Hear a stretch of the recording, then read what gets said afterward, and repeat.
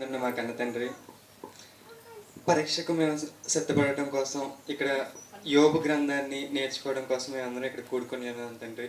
ఈ గ్రంథంలో ఉన్న మాటల్ని మాకు అర్థమయ్యేటట్టుగా చేసి ఇదిగోండి తండ్రి, ఎగ్జామ్ బాగా రాసేయడానికి సహాయం అందించాలని కోరుకుంటూ ఈ చిన్ని ప్రార్థనని యేసుక్రీస్తు వారి నామంలో అడిగి వేడుకుంటాం తండ్రి. ఆమె. అందరికీ వందనాలండి. అందరికీ వందనాలండి. యోబు గ్రంథం గురించి మనం ఈరోజు చూద్దాం.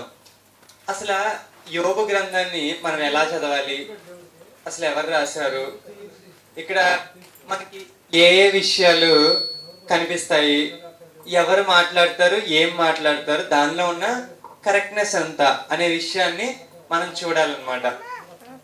ఇప్పుడు ఇక్కడ ముందుగా యోబు గ్రంథాన్ని ఎవరు రాశారు అనే విషయాన్ని మనం చూస్తే, ఎవరు రాశారు అనేది మనకి కరెక్ట్గా తెలియదండి. ఎందుకంటే ఈ గ్రంథకర్త ఎవరో మనకి తెలియదు. కాబట్టి ఎక్కువ మంది క్రైస్తవ పండితులు ఏమనుకుంటారంటే, ఈ యోబు గారు అంటే కరెక్ట్గా మీరు పిన్ పాయింట్ చేసి ఎవరు అంటే తెలియదు అనే సమాధానం చెప్పాలి. కానీ ఎక్కువ మంది క్రైస్తవ పండితులు ఎవరని అనుకుంటారంటే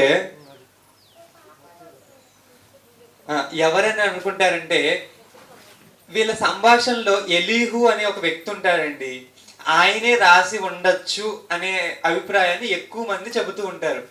కొంతమంది పరిశుద్ధాత్మ ప్రేరణతో సొలొమోన్ గారు రాశారేమో, ఎందుకంటే ఇవన్నీ కావ్యానికి సంబంధించిన కాబట్టి పరమగీతము, సామెతలు ఇవి ఉన్నాయి కాబట్టి ఆయన రచనా శైలికి కొంచెం మ్యాచ్ అవుతుంది కాబట్టి ఒకవేళ ఆయన రాశాడేమో అని అనుకునే వాళ్ళు కూడా ఉన్నారు. కానీ మనం ఈ పుస్తకం ఎప్పుడు రాశారు అని మనం పూర్వం కూడా ఒకసారి ఆలోచించాం. ఒకసారి జ్ఞాపకం చేసుకోగలిగితే ఈ పుస్తకం అన్నిటికంటే ఫస్ట్ రాశారని మనం చెప్పొచ్చు. ఎందుకంటే దీనిలో ధర్మశాస్త్రానికి సంబంధించిన ఏ విధులు కూడా ఉండవన్నమాట. ఇక్కడ మనకి మోషే గారి గురించి కానీ అలాంటి వాళ్ళు ఎవరి గురించి ఇక్కడ ఉండదు. అంటే ఇది ఎప్పుడు రాసి ఉండొచ్చు, అన్నిటికంటే ధర్మశాస్త్రానికంటే ముందే రాసి ఉండొచ్చు. ఇక్కడ ఆదాము గారి పేరు మాత్రం ఒకసారి కనిపిస్తుంది. ఆదాము గారి పేరు మాత్రం ఒకసారి కనిపిస్తుంది. ఇప్పుడు నార్మల్ గా ఈ విషయం అర్థం, ఎందుకు ఆదాము గారి పేరు ఇక్కడికి వచ్చింది అంటే, ఇది మనం ఎలా ఆలోచించాలంటే ఈ ఒక్క పదాన్ని ఆదాము గారు అంటే అక్కడ ఆదాము గారే, దేవుడు చేసిన ఆదాము గారే. మరి మోషే గారు ఆదికాండం రాయలేదు కదా అప్పటికి. మరి ఇది ఎలా తెలిసింది, ఆదాము అనే పదం ఎలా తెలిసింది అని మనం ఆలోచిస్తే, నార్మల్ గా మోషే గారు ఆదికాండం రాయడం వల్ల ఈ విషయాలు తెలియలేదు. అప్పటికే వీళ్ళందరి నానుడిలో ఏముందంటే, ఈ సృష్టి క్రమం మొత్తం వాళ్ళకి తెలుసు. ఏంటి, దేవుడు ఆదాముని చేశాడు, హవ్వను చేశారు, తర్వాత నోవాహు, ఇవన్నీ కూడా ఎలా వచ్చినాయి అంటే వాళ్ళందరి దృష్టిలో ఇవన్నీ ఉన్నాయి. ఆ తర్వాత ఒకరి నుంచి ఒకరికి ఆల్మోస్ట్ ఇన్ఫర్మేషన్ అంతా కొంత అంటే ఒక 90% ఇప్పుడు చెప్పుకుంటా వస్తారండి. అట్లో అంతా గుర్తు లేకపోయినా కొన్ని విషయాలు గుర్తుంటాయి కదా. దేవుడు ఆదాము హవ్వను చేశాడు, దేవుడు నోవాహు జలప్రలయాన్ని రప్పించారు అని ఇలాంటి విషయాలు కొన్ని ఇంపార్టెంట్ విషయాలు సమాజంలో అప్పటికే ఉన్నాయి. ఇంకా కొంతమంది చరిత్రకారులు ఆదికాండం గురించి మాట్లాడుతున్నప్పుడు ఆదికాండంలో చెప్పబడిన అంశాలు వేరే పుస్తకాల్లో కూడా ఉన్నాయి అని చెబుతూ ఉంటారు. అప్పుడు అంటే దేవుడు ఎలా రాయించాడని మన ఆదికాండాన్ని మనం అనుకోవచ్చు. అంటే ఎలా అంటే ఒక మేనర్ లో, అంటే ఆల్రెడీ బయట ఉన్న కొన్ని విషయాలు ఉన్నాయి చూసారా, దాన్ని కంపేర్ చేసుకుంటూ రాయించారు అనే విషయాన్ని కూడా కొంతమంది అంటూ ఉంటారు. ఈ విషయాన్ని నేను మీకు ఇక్కడ ఎందుకు జ్ఞాపకం చేశానంటే, ఆదికాండం కానీ ఈ పుస్తకం కానీ ఇవి ఉన్నాయి కాబట్టి తెలియలేదు. ఆల్రెడీ ఇవన్నీ సమాజంలో ఏమున్నాయి, ఓకే ఇలా ఆదాము ఉన్నాడు, హవ్వ ఉన్నాడు, తర్వాత ఇంకా ఇలా కొంచెం దేవుడు ఇన్ని చేశాడు, తర్వాత నోవాహు జలప్రలయం రప్పించాడు, ఇదిగో అబ్రహాం అనే ఒక వ్యక్తి ఉన్నారు అని అలాంటి కొన్ని విషయాలు సమాజంలో నానుడుగా ఉన్నవే. అలాగే యోబు గారికి కూడా ఎవరి గురించి తెలుసు, దేవుని గురించి తెలుసు, ఆదాము గురించి కూడా తెలుసు. వీళ్ళకి ఇలాంటి జ్ఞానమే ఉంది కానీ ఏదో గ్రంథంలో ఒక చోట దేవుని గురించి రాయబడిన విషయాలు కానీ, లేకపోతే ఆదాము గురించి రాయబడిన ఆదికాండం ఇలాంటి విషయాలు కానీ ఏవి కూడా తెలియవు. ఈ పుస్తకంలో కూడా అలాంటి విషయాలు ఏవి కూడా ప్రస్తావించలేదు. అంటే మోషే గారు ఆదికాండంలో చెప్పిన విషయాలు కానీ లేకపోతే ఆ ఇంకెలాగంటే బలులు ఎవరు అర్పిస్తారండి? నార్మల్ గా ఇజ్రాయెల్లో ఎవరు అర్పిస్తారు? యాజకులు అర్పిస్తారు. మరి ఈ పుస్తకంలో కూడా ఎవరు అర్పించాలి? యోబే అర్పించేస్తాడు. ఎందుకని? అప్పటికి ఇంకా ఈ ఇజ్రాయేలు మోషే గారి చరిత్ర ఇవేమీ రాలేదు. ఈ విషయాలను బట్టి మనం ఏమనుకోవచ్చు అంటే ఈ పుస్తకం ఎప్పుడు రాయబడింది? ధర్మశాస్త్రానికంటే ముందే రాయబడిందని మనం అనుకోవచ్చు. సరేనండి, ఎవరు రాశారు మనకు అంత స్పష్టంగా తెలియదు. కానీ ఎక్కువ మంది ఎలీహు లేకపోతే సొలొమోను లేకపోతే మోషే గారు అని అనుకుంటున్న వాళ్ళు చాలా మంది ఉన్నారు. ఇకపోతే ఈ పుస్తకం అన్నిటికంటే ఫస్ట్ రాయబడిన పుస్తకం, బైబిల్లో మొదట రాయబడిన పుస్తకం యోబు గ్రంథం అని మనకు అర్థమైంది. ఇప్పుడు అసలు యోబు గారి గురించి ఏమై రాయబడిందో మనం ఒక్కొక్క అధ్యాయం చూసుకుంటా వెళ్దాం. ఆల్రెడీ మీరు గ్రంథ విభజనని నేర్చుకున్నారు. గ్రంథ విభజన మీరు మనసులో పెట్టుకుని చదివితే ఈజీగా అర్థమైపోతుంది. ఎలా చదవాలి మీరు? యోబు పుస్తకంలో ఏముంటుందంటే ముందు యోబు గారి గురించి ఉంటుంది. యోబు శ్రమలే ఏంటది? మొదటి 2 అధ్యాయాలు. ఇదే ఫస్ట్ ఇంట్రడక్షన్ అన్నమాట. మనం నెక్స్ట్ చదవబోయే అన్నింటికి ఈ 2 బాగా అర్థం అవ్వాలి. ఈయన ఎంత కష్టపడ్డాడు, ఈయన ఎంత శ్రమలు వచ్చినాయో అర్థమైతే తర్వాత ఈ 2 అధ్యాయాలు అయిపోయిన తర్వాత నుంచి 3 రౌండ్స్ అంటే 3 సార్లు తాను తన స్నేహితులు సంభాషించుకుంటారన్నమాట, లేదా వాదించుకుంటారు అని కూడా అనొచ్చు. వీళ్ళు ఏం మాట్లాడుకుంటారంటే, నువ్వు ఇచ్చేసావు, అది మనం పుస్తకం చదువుతున్నప్పుడు చూద్దాం. నువ్వు ఇలా చేసావంటే అలా చేసావు, ఇలా చేసావంటే నేను చేయలేదని ఆయన. ఇలా వీళ్ళ 3 స్నేహితుల మధ్య యోబుతో సంభాషణ జరిగిద్ది అనమాట. ఈ 4 ఉంటారు. ఇది అయిపోయిన తరువాత ఈ ఘట్టమే మనకి యోబు గ్రంథంలో ఎక్కువ పేజీలు ఎక్కువ అధ్యాయాలు ఉంటాయి. ఇది అయిపోయిన తర్వాత ఎలీహు అనే ఒక వ్యక్తి అంటే వీళ్ళ సంభాషణ అంతా కూడా వింటాడనమాట. అలా వింటూ ఆయన కూడా కొన్ని విషయాల్ని చెప్పాలనుకుంటాడు. తర్వాత అదే మెయిన్ టాపిక్ గా దేవుడు ఆయనకు కూడా ఛాన్స్ ఇస్తాడు, మాట్లాడే ఛాన్స్ ఇస్తాడు. కాబట్టి ఎలీహు కూడా మాట్లాడతాడనమాట.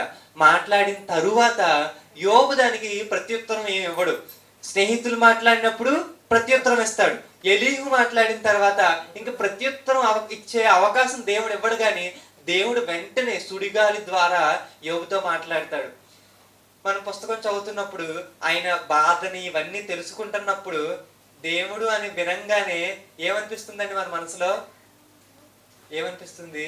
అబ్బా, ఇంత కష్టపడినందుకు దేవుడు వచ్చి ఇప్పుడు ఏదో చెబుతాడు అనుకుంటే దేవుడు ఇంకేదో చెబుతాడండి అక్కడ. అది మనం చూద్దాం. ఏదో ఉపశమనం గురించి చెబుతాడు అనుకుంటే దేవుడు వచ్చి దానికి విరుద్ధంగా వేరేగా మాట్లాడతాడు. తర్వాత యోబు యొక్క చివరి కాలంలో దేవుడు ఎలాంటి ఆశీర్వాదించాడు అనేది ఉంటుందన్నమాట. ఒక్కసారి గ్రంథ విభజనని మనం అధ్యాయాల ప్రకారంగా చూసుకుంటే 1-2 అధ్యాయాల్లో ఏముంటుంది? యోబు శ్రమల గురించి. ఈ 2 మొదటి భాగంగా మనం ఇంట్రడక్షన్ కావాలంటే మొదటి అధ్యాయం ఇంట్రడక్షన్ అనుకుని 2వ అధ్యాయం శ్రమలను కూడా అనుకోవచ్చు. 1-2 అధ్యాయంలో యోబు యొక్క శ్రమలు. తర్వాత 3వ అధ్యాయం నుంచి 31వ అధ్యాయం వరకు ఈ స్నేహితులు మాట్లాడిన విషయాలు, సంభాషణ. ఎవరితో? యోబుతో. 3 స్నేహితులు ఉంటారు. ఫస్ట్ 3 మాట్లాడతారు, తర్వాత 3 మాట్లాడతారు, తర్వాత 2 మాత్రమే మాట్లాడతారు అన్నమాట.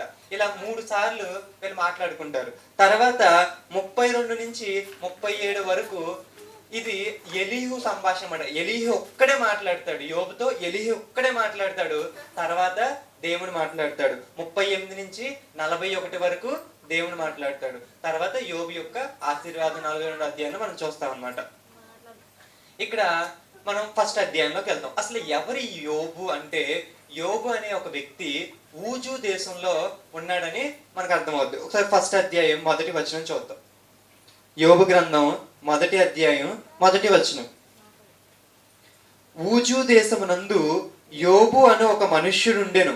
అతడు యథార్థవర్తనుడును న్యాయవంతుడునై దేవుని యందు భయభక్తులు కలిగి చెడుతనమును విసర్జించిన వాడు. ఒక వ్యక్తి గురించి చెప్పాల్సి వస్తే దేవుడు ఇలా చెప్తున్నాడండి. ఏమని? యథార్థవర్తనుడు, న్యాయవంతుడు, దేవుని యందు భయభక్తులు కలిగి చెడుతనమును విసర్జించిన వాడు.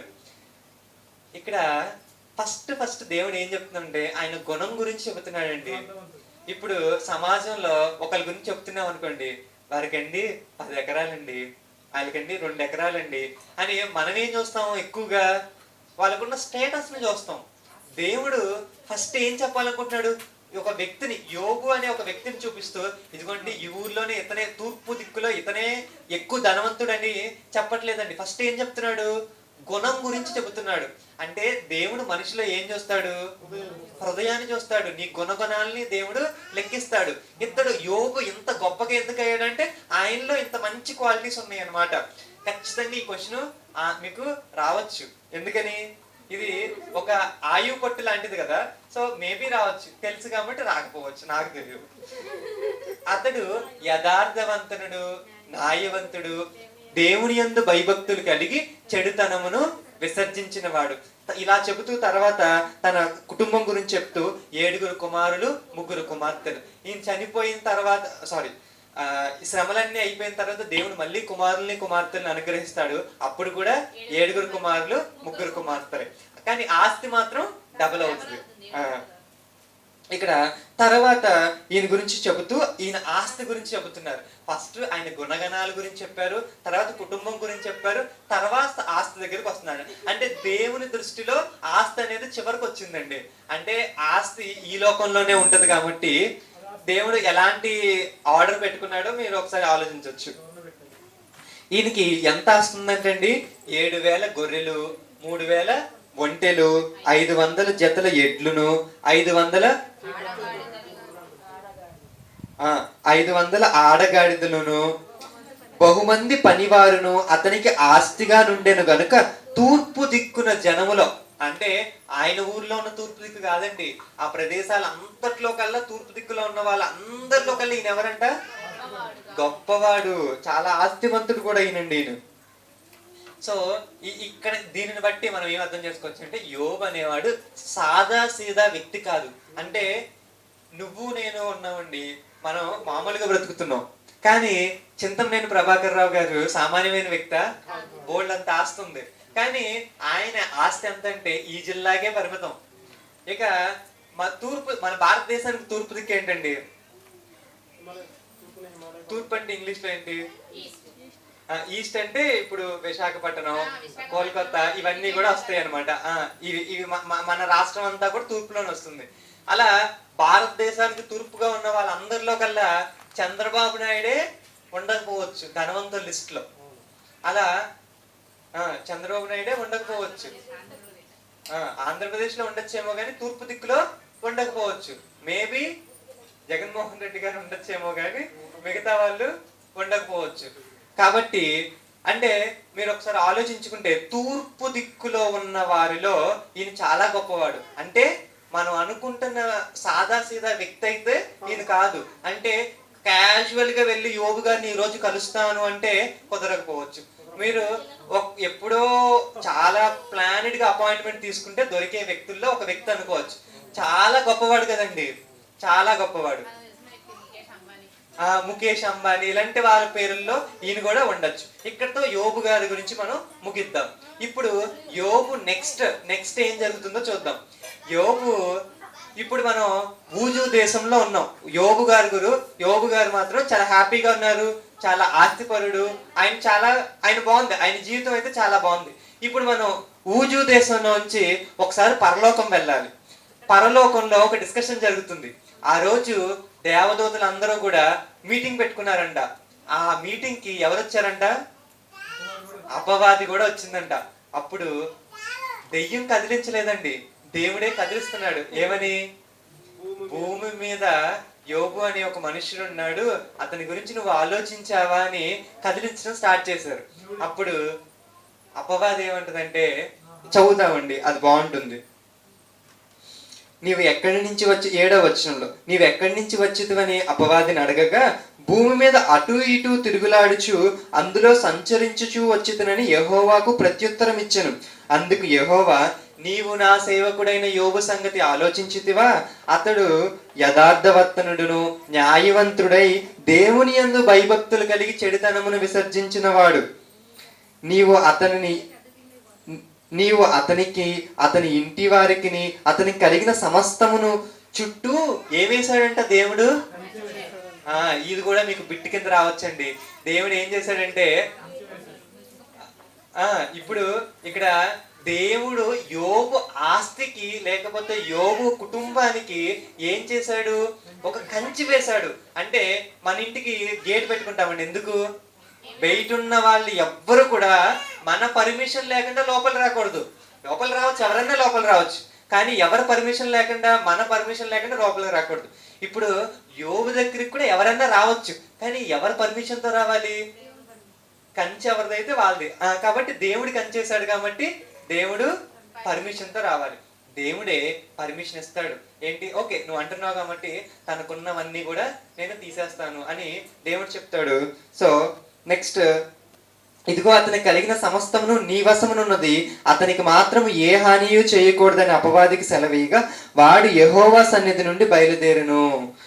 ఒక దినమున, అంటే ఒక్క రోజులోనే ఆయనకున్న ఆస్తి మొత్తం పోతుందండి.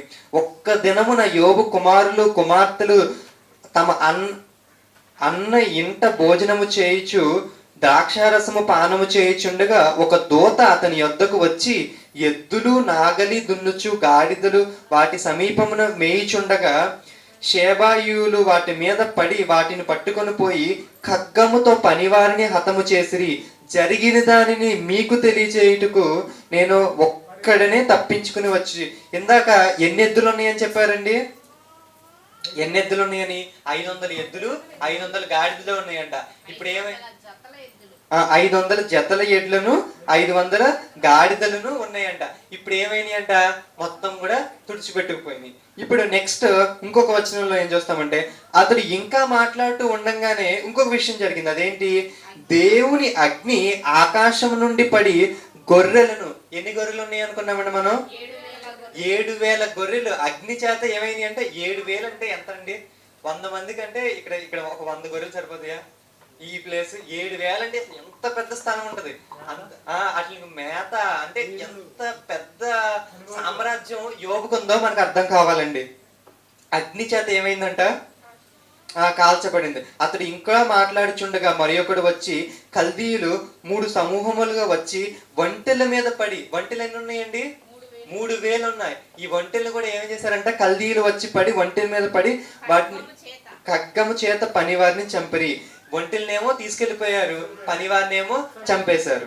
నీకు దాన్ని తెలియజేయటకు నేను ఒక్కడనే వచ్చి తిని అని చెప్తారు. తర్వాత ఆయన ఇంకా మాట్లాడుచుండగా వచ్చి, నీ కుమారులు నీ కుమార్తెలు తమ తమ ఇంట భోజనం చేయుచు ద్రాక్షారసం పానము చేయుచుండగా గొప్ప సుడిగాలి అరణ్యముగా వచ్చి ఆ ఇంటి 4 మూలలను కొట్టగా అది యవ్వనుల మీద పడినందున వారు చనిపోయిరి. ఇప్పుడు ఎవరు చనిపోయారండి? కుమార్తెలు. ఇది ఇందాక చెప్పిన ఆస్తిలో చివరిలో ఉన్న ఎడ్లును గాడిదలు ముందు చచ్చిపోయినాయి, తర్వాత గొర్రెలు చచ్చిపోయినాయి, తర్వాత ఒంటెలు చచ్చిపోయినాయి, ఇప్పుడు కుమారులు కుమార్తెలు చనిపోయినాయి. ఇంకా చెప్పిన వాటిలో యోబు ఒక్కడే ఉన్నాడు అనమాట. అంటే ఫస్ట్ చెప్పిన ఇంట్రడక్షన్ లో వెనక నుంచి మనం వస్తే వెనక నుంచి అన్ని పోకుండా మొత్తం పోయిగా వచ్చినాయి అనమాట.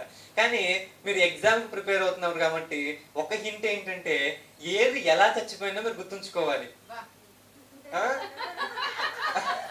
అంటే జస్ట్ నార్మల్ గా చెప్తున్నాను, ఏది ఎలా చచ్చిపోయిందో మీరు ఒకసారి గుర్తుంచుకోవడం మంచిది.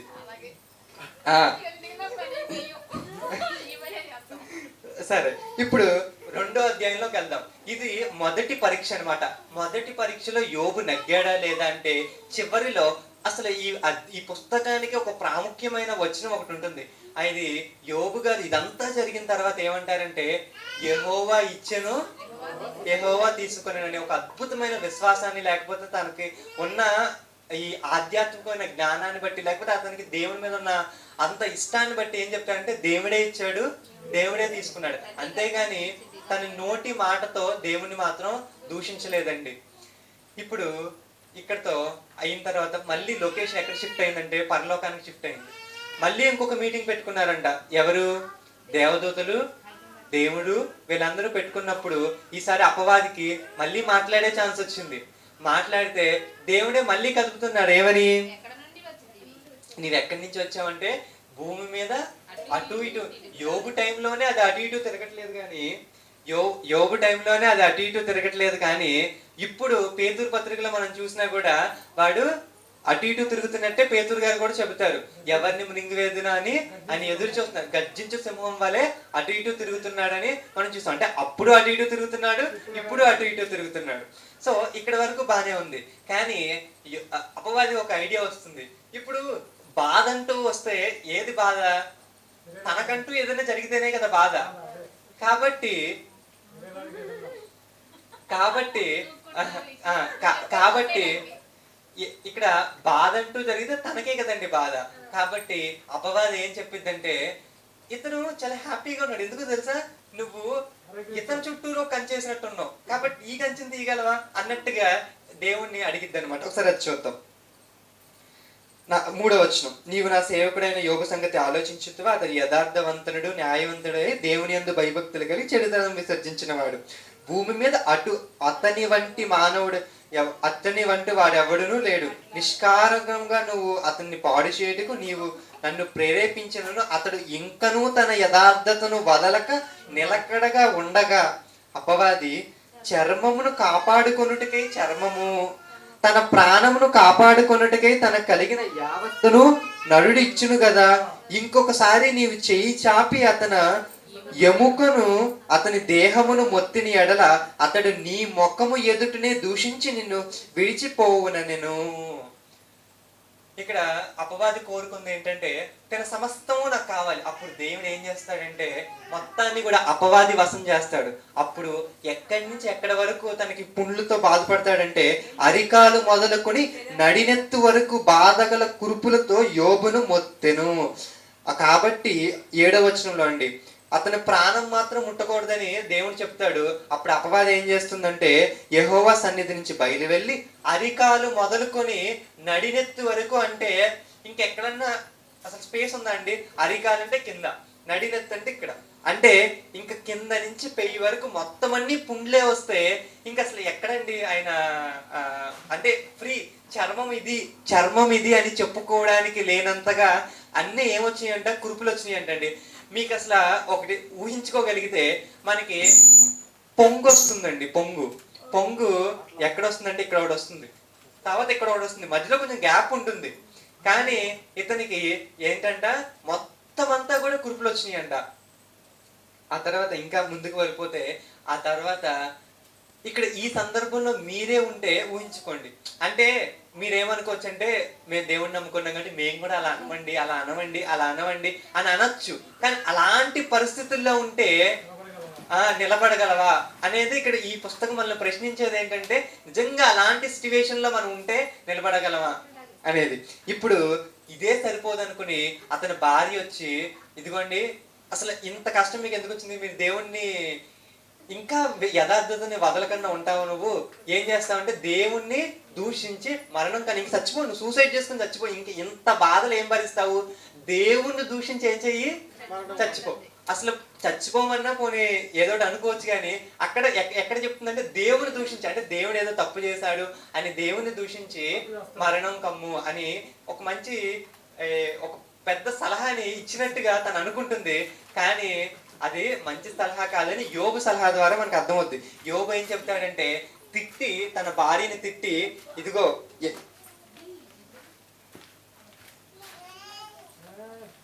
10వ వచనంలో, అందుకతడు మూర్ఖులు మాట్లాడినట్టు నీవును మాట్లాడుదువా, యెహోవా వలన మేలు అనుభవించుదుమా, కీడు అనుభవింప తగదా అనెను. ఈ సంగతుల్లో ఏ విషయమందైనను యోబు మాటతోనైనను పాపము చేయలేదు. ఇక్కడతో యోబు యొక్క శ్రమలు మనం ముగించచ్చండి. ఇక్కడ వరకు మనకి ఏం కనిపిస్తాయండి, యోబు యొక్క శ్రమలు. 2వ అధ్యాయంలో అయిపోయి అనుకుంటే చాలా పొరపాటు. ఈయనకి ఇలా ఉంది, ఇలాగే ఆయన ఏం చేస్తున్నాడంటే తన జీవితాన్ని అలా మోసుకొస్తాడు ముందుకి, ఆ కురుపులతోనే, ఆ బాధతోనే, ఆ మొత్తం భార్య అన్న మాటలతోనే, తన కుమారులు పోయారనే బాధతోనే, తన ఆస్తి పోయిందనే బాధతోనే, ఇవన్నీ మనసులోనే ఉన్నాయి. జీవితాన్ని అలాగే ముందుకు తీసుకెళ్తూ ఉన్నాడు అనమాట. ఇప్పుడు పరామర్శించడానికి 3 స్నేహితులు వచ్చారు.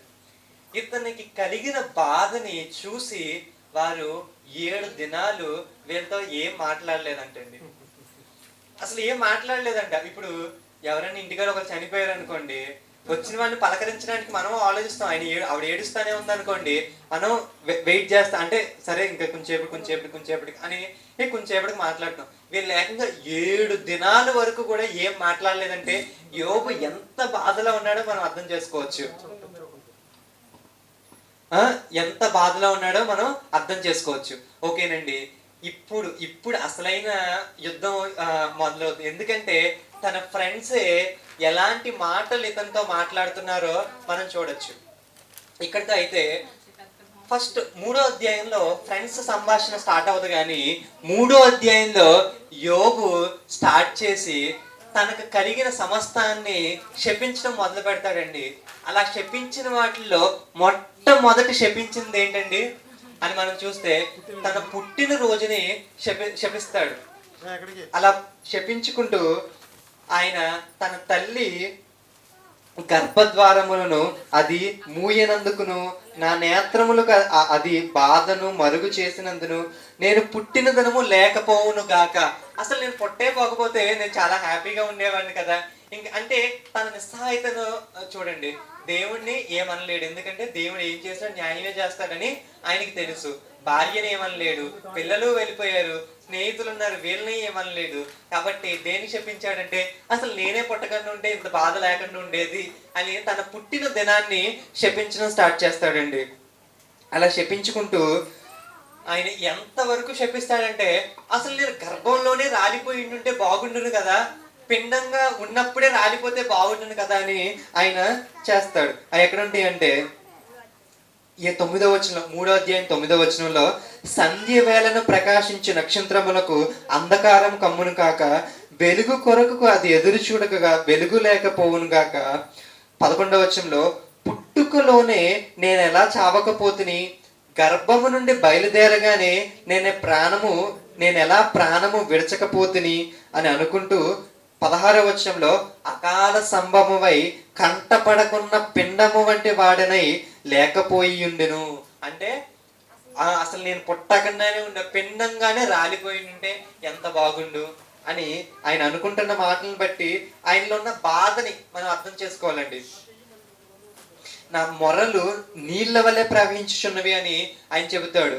ఇంకా భోజనంకు మారుగా నాకు నిట్టూర్పే మిగిలింది అని 3వ అధ్యాయంలో ఆయన ఎక్కువగా చెప్పేది ఏంటంటే నేను ఎంతో బాధపడుతున్నాను, అసలు నేను పుట్టకపోతేనే బెస్ట్ కదా అని అన్న భావంలో 3వ అధ్యాయంలో ఆయన మాట్లాడతారు.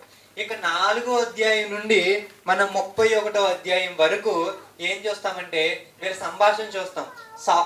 తన ఫ్రెండ్స్ తను మాట్లాడుతున్న సంభాషణ చూద్దాం. ఇక్కడ ఈ సంభాషణ చాలా ఎక్కువగా ఉంటుంది. మనం దాన్ని క్లుప్తంగా ఎలా అర్థం చేసుకోవాలంటే మొత్తం 3 సార్లు మాట్లాడతారండి. ఎవరెవరు? స్నేహితులు మాట్లాడతారు, అంటే స్నేహితుడు మాట్లాడతాడు, యోబు మాట్లాడతాడు, స్నేహితుడు మాట్లాడతాడు, యోబు మాట్లాడతాడు, స్నేహితుడు మాట్లాడతాడు, అది ఒకసారి.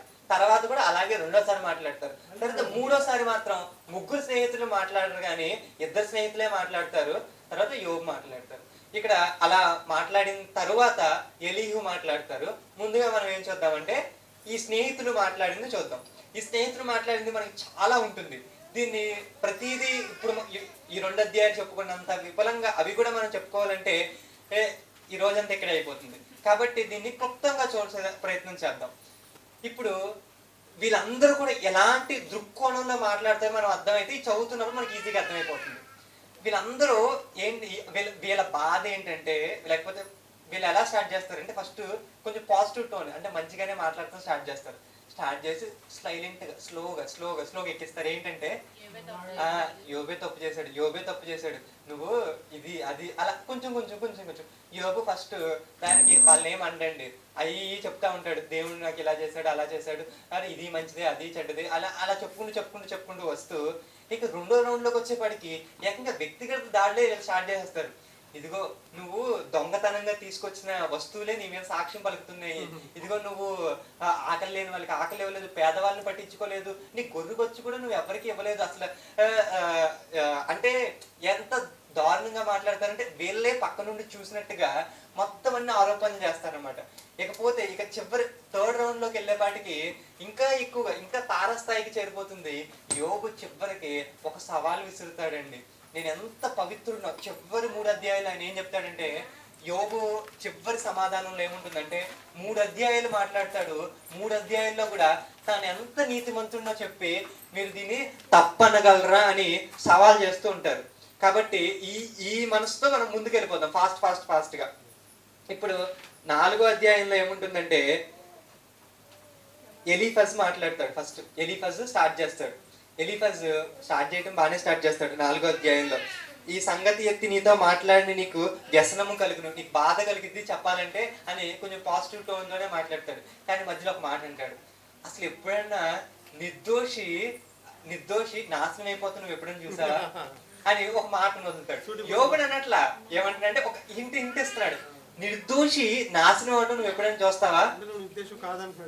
ఇప్పుడు నీకు ఇది కలిగిందంటే నీ ఉద్దేశం ఏంటి అంటే నువ్వేం చేయలేదంటే నువ్వు అంత మంచిగా ప్రవర్తించలేదు అనుకుంటా అని అన్నట్టుగా, అంటే స్లోగా, అంటే ఫస్ట్ రౌండ్ లో మాట్లాడుతున్నప్పుడు మనకి ఏమనిపిస్తుంది అంటే ఈయన కరెక్ట్ గా ఇది అనట్లేదు, కరెక్ట్ గా అది అనట్లేదు అన్నట్టుగా అనిపిస్తుంది.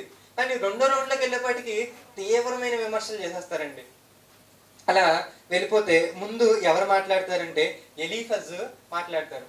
ఇక్కడ మనకి అంటే ఎగ్జామ్ పాయింట్ ఆఫ్ వ్యూలో ఒక పదం చెప్పాల్సి వస్తే ఎలీఫజ్, బిల్దాదు, జోఫర్ ఇలా 3 ఉంటారు కదా. వారు అంటే ఎలీఫజ్ ఎవరంటే తేమానీయుడు,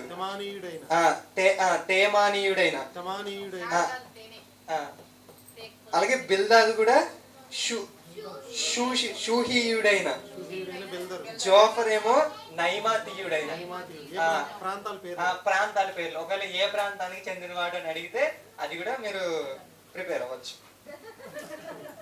ఆ తర్వాత ఇక్కడ దానికి యోబు జనరల్ గానే సమాధానం ఇస్తాడు. ఎలీఫజ్ ఇలా మాట్లాడాడు అని ఆయన ఏమి లైక్ వెంటనే సీరియస్ గా తీసుకోడు. కానీ నెక్స్ట్ రౌండ్ లోకి వెళ్ళినప్పుడు యోబు గారు కూడా సీరియస్ గానే సమాధానం చెబుతారు. కానీ స్టార్టింగ్ లో ఉన్నాం కాబట్టి ఎలీఫజ్ చెప్పిన దానికి ఆయన బాధ వర్ణించలేకపోతున్నాను, నాకు ఎవరు స్నేహితులు లేరు అన్న భావంలో ఆయన చెబుతా ఉంటారు. అంటే నా బాధను పంచుకోవడానికి ఎవరు లేరు, స్నేహితులందరూ నాకు దూరం అయిపోయారు అని 4, 5 అధ్యాయాల్లో ఎలీఫజ్ మాట్లాడితే 6వ అధ్యాయంలో యోబు గారు ప్రత్యుత్తరం ఇస్తారనమాట. అలా 6వ అధ్యాయంలో యోబు ఇట్లు ప్రత్యుత్తరం ఇచ్చినని ఆయన దుఃఖము అన్ని చెప్తా ఉంటారు అనమాట. ఆయన మొత్తం ఆయన బాధనంతా కూడా వివరించుకుంటూ వస్తూ సర్వశక్తుడు అంబులు పద నాలో చొచ్చెను అంటే ఆయన నన్ను ఏం చేశాడు, బాణంతో గుచ్చాడు అంటే దేవుడు నాకు శిక్ష విధించాడు అని ఒప్పుకుంటాడు. కానీ తన పాపం చేశాడని మాత్రం ఒప్పుకోడు అనమాట. ఇంకా అలా ముందుకు వెళ్తే 7వ అధ్యాయంలో కూడా ఆయన ప్రత్యుత్తరం ఇంకా కంటిన్యూ చేస్తానే ఉంటారు. భూమి మీద బతుకుతున్న ఇన్ని కాలాల్లో మనకి ఎప్పుడు సుఖం ఉంటుందనే మనం అనుకోకూడదు, భూమి మీద నరుల సమయం యుద్ధ సమయం వంటిది కాదా అని ఆయన ప్రశ్నించుకుంటూ వస్తూ భూమి మీద ఉన్నప్పుడు కష్టాలు వస్తాయి, సుఖాలు వస్తాయి అని ఎలీఫజ్ కు సమాధానం చెప్తున్నట్టుగా ప్రత్యుత్తరం ఇస్తాడనమాట. ఇకపోతే నెక్స్ట్ ఎవరు మాట్లాడతారంటే బిల్దదు మాట్లాడతాడు. బిల్దదు మాట్లాడుతూ వీళ్ళ మాటల్లో మనం కామన్ గా ఏం చూడొచ్చు అంటే దుష్టులు ఎలా నాశనం అయిపోతారో వీళ్ళు కామన్ గా చెప్తారు, దాన్ని తీసుకొచ్చి యోబుకి లింక్ చేస్తారన్నమాట.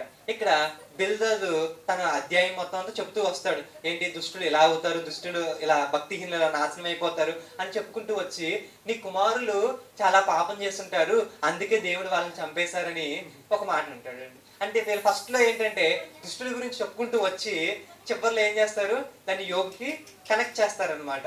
ఇక్కడ ఇంత చెప్తాడు, చెప్పిన తర్వాత దుష్టులు ఎలా నాశనం అయిపోతారు అంటే అలా చెప్తున్నాడంటే నువ్వు కూడా నాశనం అయిపోయింది, నువ్వు ఎవరివి దుష్టుడివి అనే భావనలో చెబుతారనమాట. అంటే స్లోగా స్టార్ట్ చేస్తారనమాట. అక్కడక్కడ చిన్న పాయింట్లు యోబుకి కనెక్ట్ చేస్తారు. ఇదిగో నీ కుమారులు తప్పు చేసి ఉంటారు అందుకే నీకు ఇలా అయ్యింది అని. అంటే యోబు దానికి ఏమి లైక్ హార్డ్ గా సమాధానం చెప్పడు, కానీ దేవుని దగ్గర నుంచి నేను సమాధానాన్ని వెతుక్కుంటున్నాను అని చెబుతాడండి. దేవుని ముందు నేను అత్యల్పమైన వ్యక్తిని అని తన తక్కువతనాన్ని ఒప్పుకుంటాడు దేవుని ముందు. కానీ ఎక్కడ కూడా ఈ స్నేహితులు చెప్పిన పాపం చేశాననే విషయాన్ని మాత్రం ఒప్పుకోడు. ఫస్ట్ రౌండ్ లో మనకి ఇది సింపుల్ గా ఉంటుంది, అప్పుడు మనకి అర్థం కాదు. కానీ 2వ రౌండ్ లో 3వ రౌండ్ లోకి వెళ్తున్నప్పుడు ఆయన గట్టిగా చెబుతున్న మాటల్ని మనం గట్టిగా అర్థం చేసుకోవచ్చండి. అలాగే జోఫర్ కూడా మాట్లాడతాడు అన్నమాట. జోఫర్ ఏమంటాడంటే మళ్ళీ దుష్టుల గురించే మాట్లాడతాడు. వీళ్ళ అధ్యాయాల్లో ఎలా ఉంటాయి అంటే స్టార్టింగ్ లో దుష్టుల గురించి నార్మల్ గా జనరల్ గా చెప్పినట్టు అనిపిస్తుంది, తర్వాత దాన్ని తీసుకొచ్చి యోబు గారికి కనెక్ట్ చేస్తారనమాట. ఇక్కడ జోఫర్ ఏమంటాడంటే దేవుడు వేసిన శిక్ష నీకు ఇంకా కొంచెం తక్కువే, దేవుడి నీతితో పోల్చుకుంటే నీ నీతి చాలా తక్కువే, నీకు ఇంకా చాలా తక్కువ శిక్ష చేశాడని ఆయన ఒక మాట వదులుతారు. సో ఇక్కడ ఫస్ట్ రౌండ్ లో యోబు అలాగే కూల్ గానే సమాధానం చెబుతాడు. ఇక ఇలా ముగించుకుని వాళ్ళు రెండో రౌండ్ లోకి వెళ్ళిపోతారు. ఇంచుమించుగా మనం 15వ అధ్యాయం వరకు వీళ్ళ గురించే ఉంటుందండి. దీనిలో ఎక్కువగా కొన్ని మాటలు మనకి ఏం కనిపిస్తాయి అంటే భక్తిహీనులు ఎలా నాశనం అయిపోతారు అని ఉంటాయి. కానీ మీరు ఎప్పుడైనా పాఠం చెప్తున్నప్పుడు దీనిలోంచి రెఫరెన్స్ తీసుకుంటున్నారు అనుకోండి, అది బిల్దర్ చెప్తుందా, అది జోఫర్ చెప్తుందా, అది యోబు చెప్తుందా అని మనం ఆలోచించుకోవాలి.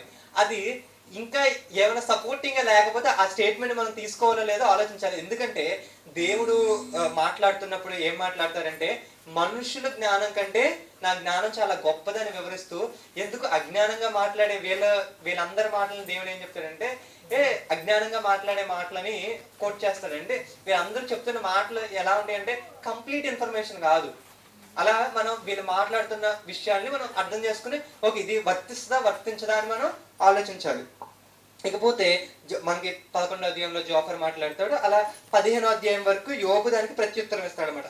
దీంతో ఫస్ట్ రౌండ్ లో అయిపోతుంది అనమాట. ఫస్ట్ రౌండ్ లో దుష్టుల గురించి చెబుతూ అక్కడక్కడ చిన్న విషయాలను మాత్రమే క్రోట్ చేస్తారనమాట. కానీ సెకండ్ రౌండ్ లోకి వెళ్ళేపాటికి ఇంటెన్సిటీ కొంచెం పెరిగిపోతుంది. వీళ్ళు ఏకంగా వ్యక్తిగతంగా దోషం చేయడం స్టార్ట్ చేసేస్తారు. అంటే నువ్వు ఇప్పుడు వరకు కొంచెం జనరల్ గా చెప్పారు, ఇప్పుడు డైరెక్ట్ గా యోబు మీదే చెప్తారనమాట. ఎలీఫజ్ ఇప్పుడు వరకు యోబు చెప్పిన ప్రత్యుత్తరానికి సెకండ్ రౌండ్ లో ఎలీఫజ్ స్టార్ట్ చేస్తూ మాట్లాడటం స్టార్ట్ చేసి నువ్వు నీ మాటలు ఎలాంటి మాటలు అంటే గాలి మాటలు వంటివి అంటాడండి. ఎలీఫజ్ మాట్లాడుతూ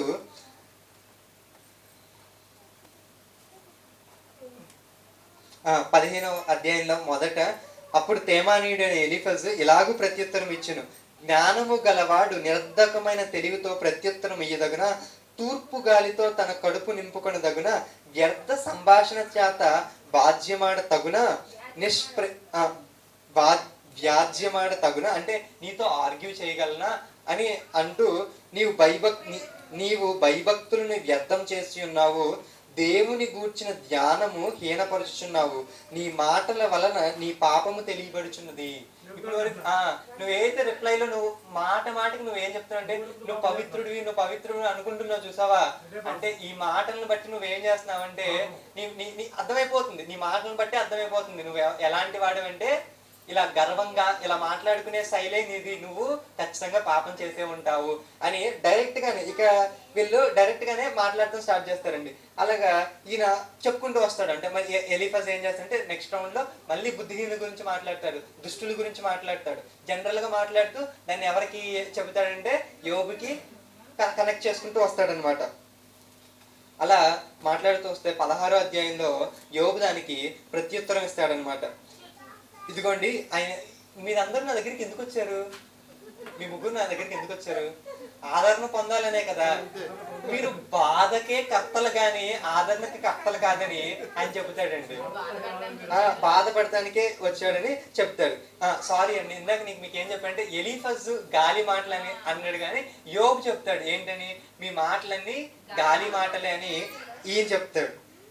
అలా మాట్లాడుతూ ఆయన స్థితిని గురించి 4వ వచనంలో చెప్తారు.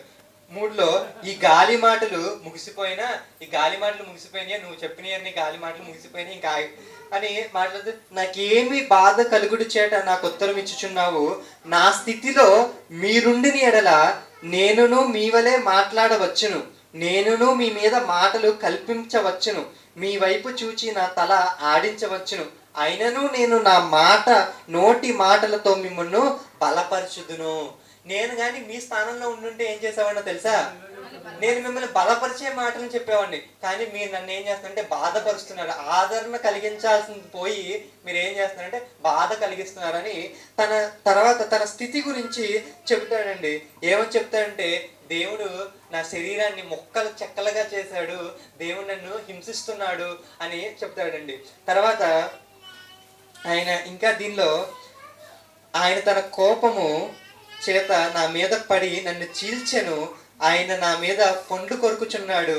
నాకు శత్రువై నా మీద తన కన్నులు ఎర్ర చేసెను అని అలా తనలో ఉన్న బాధని చెప్తాడండి. ఏంటంటే దేవుడే నన్ను శత్రువుగా చూస్తున్నాడు, దేవుడే నాకు ఇంత బాధను కలిగిస్తున్నాడు అని ఆయనలో ఉన్న ఆయాసాన్ని, బాధని అవన్నీ చెప్పుకుంటూ వచ్చి 12వ వచనంలో నేను నెమ్మదిగా ఉంటిని, అయితే ఆయన నన్ను ముక్కలు చెక్కలుగా చేసెను అని చెబుతూ 14వ వచనంలో కన్నం మీద కన్నం వేసి ఆయన నన్ను విరగగొట్టెను, దేవుడు నన్ను విరగగొట్టాడు అని చెప్తాడండి. పరిగెత్తి సూర్యుని వలె నా మీద పడెను. అంటే కొంతమంది పరిగెత్తుకుంటూ వచ్చి కొడతారు కదండి, అలాగే దేవుడు కూడా నన్ను ఏం చేశాడంటే ఒక మహాశూరుడు నా మీదకి వచ్చి మీద పడి ఎలా కొడతాడో దేవుడు కూడా నన్ను అలాగే కొట్టాడు, నేను ఈ స్థితిలోకి వెళ్ళిపోయాను అని ఆయన చెప్తాడండి. నా చర్మం మీద నేను గోను పట్ట కూర్చుకుంటుని, నా కొమ్మను ధూళితో మురికి వేసి అలా కానీ ఇక్కడ దేవుడు నన్ను శిక్షించాడు అని చెబుతాడు, కానీ నేను మాత్రం పాపం చేశానని ఎక్కడ చెప్పడండి. 17వ వచనంలో నా ప్రార్థన యథార్థముగా నుండినను ఏడ్పు చేత నా ముఖము ఎర్రబడుచున్నది. నా ప్రార్థన యథార్థంగానే ఉంది, కానీ నేను ఏడ్చి ఏమైపోతున్నానంటే క్షీణించిపోతుంది. అంటే నా బాధ అంత ఎక్కువగా ఉంది అని ఇక్కడ యోబు గారిలో ఉన్న ఒక మంచి క్వాలిటీ ఏంటంటే వాళ్ళ ఫ్రెండ్స్ అందరూ కూడా అలా అంటున్నా కూడా ఎక్కువ పాయింట్స్ భక్తిహీనుల గురించి లేకపోతే ఆ విషయాలన్నింటి గురించి చెప్పడండి. ఏంటంటే తన బాధని, నేను ఇంత బాధపడుతున్నాను మీరేంటి ఇలా చేస్తున్నారని తనలో ఉన్న అసహనాన్ని లేకపోతే తనలో ఉన్న బాధని వ్యక్తపరుస్తాడు, కానీ వాళ్ళ మీద మళ్ళీ ఎదురుదాడి కానీ లేకపోతే మీరు అని ఎక్కువగా మనం చూడమండి. అలా ఆ తర్వాత భూమి నా రక్తమును కప్పివేయకము, నా మొరను విరామమును కలగకుండెను. అంటే తన బాధకి తన మొరకి విరామం లేదంట. బాధ మీద బాధ వస్తుంటే ఇంక మొర పెట్టుకుంటానే ఉంటున్నాడు, అతనికి విరామమే లేదని ఆయన చెప్తాడండి. ఇలా నా స్నేహితులు నన్ను ఎగతాళి చేయుచున్నారు, నరుని విషయమై ఒకడు దేవునితో వాద్యమాడవలనని, నరపుత్రుని విషయమై వాని స్నేహితులతో వాద్యమాడవలనని కోరి నేను దేవుని తట్టు దృష్టించి కన్నీళ్లు ప్రవాహంగా విడుచుచున్నాను. కొద్ది సంవత్సరములు గతించిన తర్వాత తిరిగి రాని మార్గమును నేను వెళ్ళుదును. ఇంకా యోబు గారు ఏం చెబుతున్నారంటే ఇన్ని బాధలు ఉన్నాయి కదా, దేవుడు నన్ను సమాధికి సిద్ధం చేస్తున్నాడు, అంటే నేను చనిపోబోతున్నాను త్వరలో, అంతే కదండి. మొత్తం అనేది తీసాడు, తనలో ఉన్న శరీరంలో ఉన్న బలాన్ని తీసేసాడు, ఎముకలు అన్ని విరగొట్టాడని చెప్తున్నారు. ఆ తర్వాత ఇంక ఇవన్నీ చూస్తే ఇంకా ఫైనల్ గా ఏం అర్థమవుతుందంటే దేవుడు నన్ను చంపైపోతున్నాడేమో అని యోబు గారు అనుకుంటున్నారండి. దానిలో తప్పేమైనా ఉందండి? ఇప్పుడు మొత్తం అంతా పోయింది, అంటే దేవుడు నన్ను శిక్షిస్తున్నాడని అర్థమైంది. తర్వాత తనేమన్నా పోయి హెల్తీగా ఉన్నాడా మళ్ళీ కట్టుకోవడానికి? లేదు, తన ఆస్తి పోయింది, తన కుమారులు పోయారు, తినకు కూడా సమస్తము పోయింది. అట్లీస్ట్ తినైనా ఉన్నాడా అంటే తన అరికాలు మొదలుకుని నడినెత్తు వరకు మొత్తం ఏమొచ్చిందంట, కురుపులు వచ్చినాయంట. అంటే ఇక నేను కూడా త్వరలో చనిపోబోతున్నానని తన విషయం చెబుతున్నాడు. కానీ ఎక్కడా కూడా ఇతను నా ప్రార్థన యథార్థవంతమైందనే చెబుతాడు, కానీ నేను పాపం చేశానని చెప్పడు. దేవుడు శిక్షించాడని ఒప్పుకుంటాడు, కానీ నేను పాపం చేశానని మాత్రం ఒప్పుకోడు. ఇప్పుడు 17వ అధ్యాయంలో కూడా ఆయన దీన్నే కంటిన్యూ చేస్తాడండి. నేను మరణానికి సిద్ధపడిపోయాను అని, నా ప్రాణము సమసిపోయినది, నా దినములు తీరెను, సమాధి నా నిమిత్తము సిద్ధమై ఉన్నది, ఎగతాళి చేయువారు నా యొద్ద చేరి ఉన్నారు, వారు పుట్టించు వివాదములు నా కన్నులు ఎదురుగానున్నవి, ఏర్పాటు చేయుము దయచేసి నా నిమిత్తము నీ అంతటి నీవే పూటపడుము, మరి ఎవడు నా నిమిత్తం పూటపడును అని ఇక్కడ మాట్లాడుకుంటూ వస్తూ ఇక నేను చనిపోబోతున్నాను అనే ఒక విషయాన్ని ఆయన చెప్పకనే చెప్తాడు. అంటే ఇక నా పని అయిపోయింది, ఇక ఆల్రెడీ ఇంకా మొత్తం అంతా అయిపోయింది కాబట్టి సమాధి అంటే ఇంకా నాలో కూడా ఏం మిగలలేదు, నాలో బలము లేదు, ఇక మళ్ళీ పుంజుకునే ఆపర్చునిటీ కూడా లేనట్టుగానే ఉంది కాబట్టి ఇక చచ్చిపోవడమే, దేవుడు నన్ను చంపేయడానికి దీన్ని సిద్ధపరుస్తున్నాడేమో అని ఆయన అలా అనుకుంటాడు. కాకపోతే ఈ అధ్యాయంలో 7వ వచనంలో నా కనుదృష్టి దుఃఖం చేత మందమాయను, నా అవయవములన్నీ నీడవలే ఆయను, యథార్థవర్తనులు దీన్ని చూచి ఆశ్చర్యపడుదురు, నిర్దోషులు భక్తిహీనుల స్థితి చూచి కలవరపడుదురు, అయితే నీతిమంతులు తమ మార్గమును విడవక ప్రవర్తించుదురు. చూడండి ఇక్కడ ఏం చెప్తున్నాడంటే ఇప్పుడు నన్ను చూసి నిర్దోషులు భక్తిహీనుల స్థితిని చూచి కలవరపడుదురు, అయితే నీతిమంతులు తమ మార్గమును విడవక ప్రవర్తించుదురు. నీతిమంతులు ఏం చేస్తారంట అంటే ఎంత చచ్చిపోవడానికి సిద్ధపడినా కూడా నీతిమంతులు ఏం చేస్తారు? తమ మార్గమును విడవక ప్రవర్తించుదురు అని తనకున్న నమ్మకం అనమాట. తనకి దేవుడి పట్ల ఉన్న విశ్వాసం. అంటే ఇంత జరిగినా కూడా నేను ఏం చేయకూడదు అంటే నా మార్గాన్ని విడవకూడదు. ఇప్పుడు మనం రెండో టైం మాట్లాడుకుంటున్నారండి వీళ్ళు. ఎలీఫజ్ మాట్లాడాడు. ఇంకప్పుడు నెక్స్ట్ ఈ 17వ అధ్యాయంతో దీని గురించి అయిపోతుంది అనమాట. ఇప్పుడు బిల్దాద్ మాట్లాడతాడు. బిల్దాద్ మాట్లాడిన జోఫర్ కూడా మాట్లాడితే రెండో రౌండ్ అయినట్టు. ఇప్పుడు బిల్దాద్ ఉండుకుని ఏం చేస్తాడంటే నువ్వు దుష్టుడివి అని డైరెక్ట్ గానే ఇతడు చెప్పడం స్టార్ట్ చేస్తాడండి. ఎక్కడ చెప్తాడంటే 18వ అధ్యాయంలో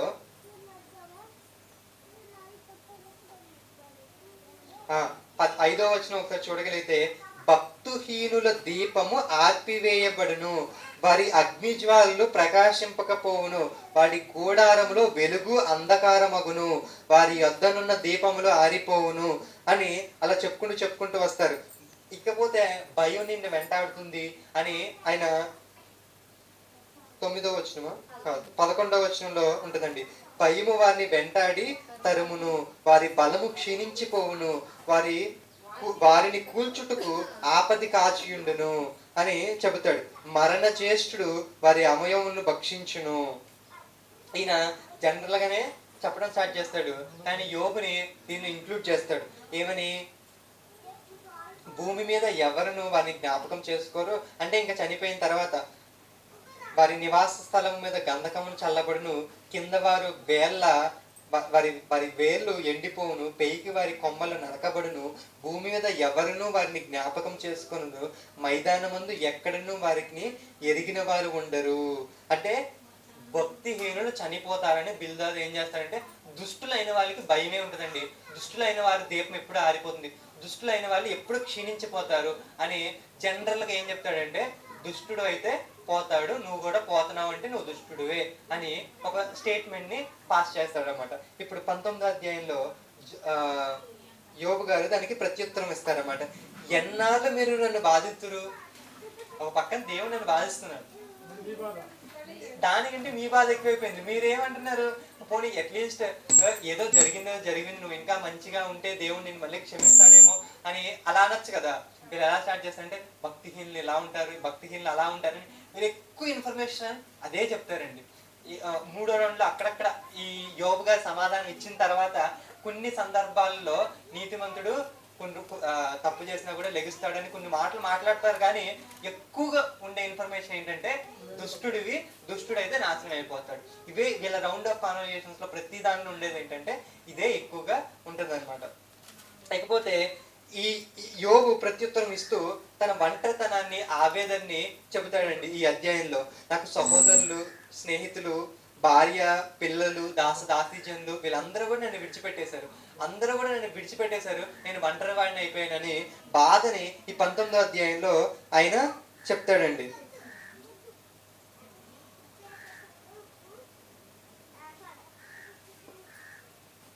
ఆ 16వ వచనం ఒకసారి చూద్దామండి. నేను నా పనివాడిని పిలక వాడేమీ పలకకుండానున్నాడు. అంతకు ముందు నుంచి కూడా అది ఉంటుంది. సోదర జనము నాకు దూరం అయి ఉన్నారు, నా బంధువులు నా యొద్దకు రాకి ఉన్నారు, ప్రాణ స్నేహితులు నన్ను మర్చిపోయి ఉన్నారు, నా ఇంట దాసి జనులు నన్ను అన్యునిగా ఎంచుదురు, నేను వారి దృష్టికి పరదేశినై ఉన్నాను, వారు నా పనివారు, పిలవగా వాడేమీ పలకకుండానున్నాడు. ఈ వరకు పిలిస్తే వెంటనే టక్కుని వచ్చేవాడు, ఇప్పుడు పిలిచినా కూడా రావట్లేదంట. ఇప్పుడు వాళ్ళని ఎలా చూస్తుంటే నేనేదో వాళ్ళ ఇంట్లో పరదేశగా ఉన్నట్టుగా వాళ్ళు ఫీల్ అవుతున్నారని చెప్తుందండి. చిన్న పిల్లల సహా నన్ను తృణీకరించెదరు, నేను లేచుట చూచిన ఎడల బాలురు నా మీద దూషణ పలికెదరు, నా ప్రాణ స్నేహితులు అందరికీ నేను అసహ్యుడనైతిని, నేను ప్రేమించిన వారు నా మీద తిరగబడి ఉన్నారు, నా ఎముకలు నా చర్మముతో నా మాంసముతోను అంటుకొని ఉన్నవి, దంతములు అస్థిర చర్మము మాత్రము నాకు మిగిలి ఉన్నవి. దంతాలు ఈ స్కెల్టన్ మాత్రమే నాకు ఉంది, నాకు మొత్తం క్షీణించిపోయిందంటే ఆయన చాలా వీక్ అయిపోయారని మనకి ఇక్కడ అర్థమవుతుంది అనమాట. కాకపోతే ఈ అధ్యాయంలో ఇంకొక మంచి విషయం కూడా ఆయన చెబుతారండి. 25వ వచనం, అయితే నా విమోచకుడు సజీవుడనియు తర్వాత ఆయన భూమి మీద నిలుచుననియో నేను ఎరుగుదును. ఎవరండి ఈ విమోచకుడు? యేసుక్రీస్తు వారు. తర్వాత భూమి మీద రాబోయేది ఎవరు? యేసుక్రీస్తు వారు. అంటే యేసుక్రీస్తు వారి గురించి యోబు గారికి, అంటే నా విమోచకుడు ఒక వ్యక్తి రాబోతున్నాడు, దేవుడే ఒక విమోచకుడు అని నన్ను విమోచించడానికి ఒకరు రాబోతున్నారు అనే ఒక విశ్వాసాన్ని చెప్తున్నాడు అన్నమాట. ఇందాక మనం ఏం చేసామంటే, నీతిమంతులు ఏం చేయరంట, ఎంత శ్రమ కలిగినా కూడా తన మార్గాన్ని విడవరని మనం చూసాం. ఇక్కడ ఏం చూస్తున్నామంటే, నా విమోచకుడు సజీవుడనియు, ఆయన తర్వాత భూమి మీదకి వస్తాడు. విమోచకుడు అంటే నన్ను ఈ బాధల నుంచి ఇవన్నిటి నుంచి కూడా తప్పిస్తాడు అని ఆయనకున్న నమ్మకాన్ని చెబుతున్నాడు. అంటే ఈయనకి బాధ వస్తుంది, నేను చచ్చిపోతానేమో అని అనుకుంటున్నాడు, కానీ దేవుని మీద విశ్వాసం మాత్రం తగ్గట్లేదు. ఇలా పోతే ఇప్పుడు జోఫర్ మాట్లాడతాడండి. ఇది 2వ రౌండ్ లో లాస్ట్ కాన్వర్జేషన్ అనమాట. జోఫర్ మాట్లాడతాడు. తర్వాత 3వ రౌండ్ కూడా ఉందనమాట. ఈ జోఫర్ ఏం మాట్లాడతాడంటే 20వ అధ్యాయంలో, నయమాతీయుడైన జోఫరు ఇలాగూ ప్రత్యుత్తరం ఇచ్చెను. ఇక్కడ యోబు సంభాషణని వీళ్ళందరినీ ఎత్తుకుంటూ, అలాగున నీవు చెప్పినందున నా యందలి ఆతురత కలిగి ప్రత్యుత్తరము సిద్ధపరుచుచున్నాను. నాకు అవమానము కలగజేసి నిందను నేను విన్నందున నా మనోవివేకము కలిగి ప్రత్యుత్తరం సిద్ధపరచుచున్నాను. దుష్టులకు విజయము కొద్ది కాలం ఉండును. ఆయన ఏం చెప్తున్నాడంటే, దుష్టులకి నువ్వు ఉన్నావు చూసావా, నువ్వు మంచిగా అనుభవించవా, దుష్టులకి నువ్వు ఉండొచ్చు, మంచిగా ఉండొచ్చు, కానీ దుష్టులకి ఎంతకాలం దేవుడిస్తాడు? కొద్ది కాలమే. ఆ కొద్ది కాలం నీకు అయిపోయింది అని యోబుని ఏం చేస్తున్నాడు? అవహేళన చేస్తున్నాడు. అలా భక్తిహీనుల సంతోషం 1 నిమిషం మాత్రం ఉండను.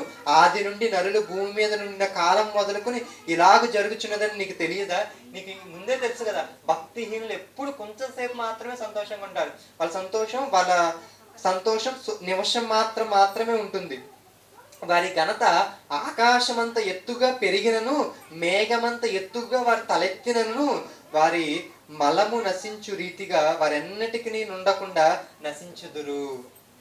వారిని చూచిన వారు ఏమయ్యేది అని అడుగుదురు. కళ ఎగిసిపోవునట్లు వారు గతించి కనబడకపోదురు. నువ్వు కూడా ఏమైపోతావు అంటే గతించిపోతావు. దుష్టులు అనేవాళ్ళు ఎలా ఉంటారంటే, కొంత సమయం అలా వెలిగి మాయమైపోతారు. నువ్వు నీతిమంతుడు కాదు అన్న కోణంలో జోఫర్ మాట్లాడతాడు అనమాట. ఇప్పుడు జోఫర్కి యోబు ఎలాంటి ప్రత్యుత్తరం ఇస్తాడంటే,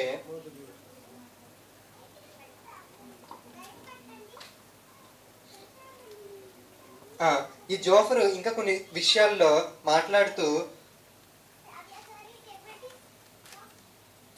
15వ వచనంలో, వారి ధనము మింగివేసిరి గాని ఇప్పుడు దాన్ని మరలా కక్కివేయుదురు. వారి కడుపులో నుండి దేవుడు దాన్ని కక్కించును. వారి కట్లపాముల విషమును పీల్చుదురు. నాగపాము నాలుక వారిని చంపును. ఏరులై పారుచున్న తేనెను వెన్నుపూసను చూచి వారు సంతోషించుదురు.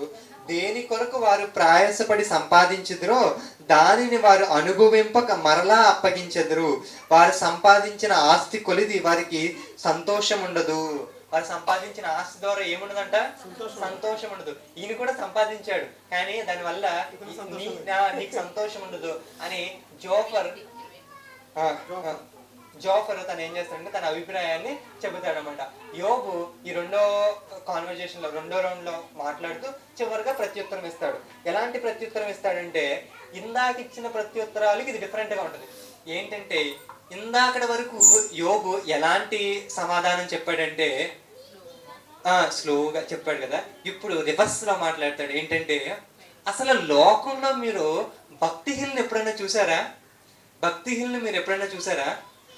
వాళ్ళు ఎంత తప్పు చేసినా సుఖంగా ఉంటారు. మీకు తెలుసా? అసలు ఈ విషయం తెలుసా మీకు అని రివర్స్ లో మాట్లాడతాడు. అంటే ఇక్కడి నుంచి కాన్వర్జేషన్ ఇంకా హీట్ ఎక్కిపోద్దండి.